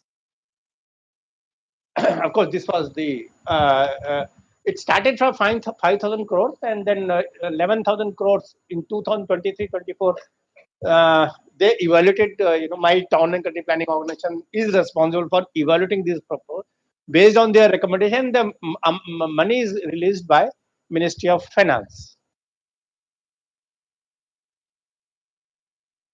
Of course, implications will be there, and I hope, with all these urban planning reforms, the town planners get sensitized. It depends on, the department, how progressive they are, how proactive they are, and how they can really ensure that every town planner gets sensitized to all these, reforms. Of course, state banks are being requested to carry out reforms in terms of capacity, skills, and enhancement. I hope Patnaik Saab, how many planners you are sending? Of course, forget about planners. All the engineers or architects are there being sending. Have they got some that you have to attend this training program? Otherwise, you will not be considered for promotion. Is there any? No planners are available. भी करना पड़ेगा, कुछ तो करना पड़ेगा. We have to do something. We have to do something for Odisha. कुछ ना पड़ेगा अब करना जाके या तो सर अर्बन डेवलपमेंट किसके पास है? चीफ मिनिस्टर के पास ही है यार. चीफ मिनिस्टर के पास ही है. ओडिशा का. हाँ? You have minister. I think कुछ तो करना पड़ेगा. Something will have to. I think this is basically, for academic, because I have told about the practice. Now, how academic institution can really, based on, what sort of factors to be considered if you want to be considered as center of excellence. So, against high quality professionals, autonomous status, strong leadership, strong interface with the public and private players, multidisciplinary focus already. Professor C.R. Patak statement, which I am actually reiterating the statement, pan-India presence and hub for innovations. And yes, these are all the basic ingredients where you can, definitely attain success, but it depends कि कितना credibility आपका है, RIM का credibility कितना है, कितने proactive आप हैं. I mean, then national and international standing, track record, self-sustainability, strong interest. What happened? These things, all IITs, SP, they said we have done. Yeah, we adhere to this thing and हमने achieve भी किया, and that's what they were able to, they were able to demonstrate through their documentation. All together, that's why 4 institutions got COE status, and 250 crores is a huge amount. And this is a government of Haryana is proposing their COE. This will be within the town and country planning department. Of course, this is the nature of what COE expected to do. You can go through. Since time is limited, I know. So thank you very much for your kind patience, and please see this for your reference.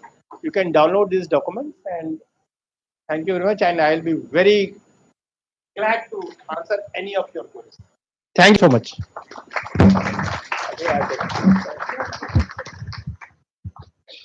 Thank you, Srinivasji. This, I think, would have led to a wonderful discussion with these 2 presentations, but I'm afraid, like in all conferences, we are running out of time. So, can we take our discussions to the lunch table and discuss over lunch? Please feel free. Our guests have kindly consented to be with us for the day. They are here whole day. So please discuss with them. We will be meeting again at tea and after that. So I will end this session here. Of course, recognizing that there were 2 major points of disagreement with Srinivasji, which I will take up with him on the lunch table. So thank you all for the. I think we will be circulating the PPTs. You have that, yeah? Yeah. So everybody can have the details with you, and feel free to bother both the speakers with your comments and reactions. Okay. Okay, thank you all. Thank you, ma'am. I would also like to thank all the distinguished panelists and moderator of today's session. I would now request Professor Mishra to present our distinguished speakers with a Uttara and a memento as a token of our gratitude.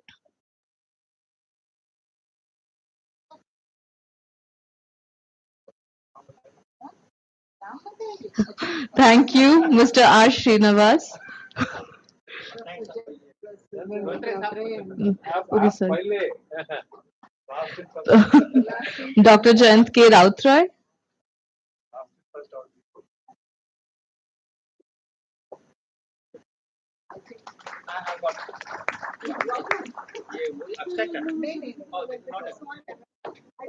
I thought this is an abstract. Thank you so much. Thank you. It was really a pleasure. Dr. Lingaraj Prasad Patnaik.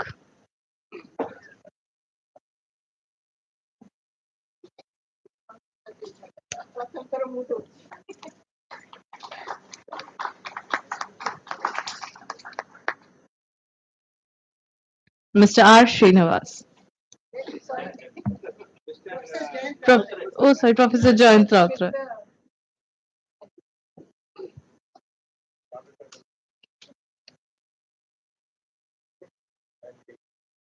Thank you, sir.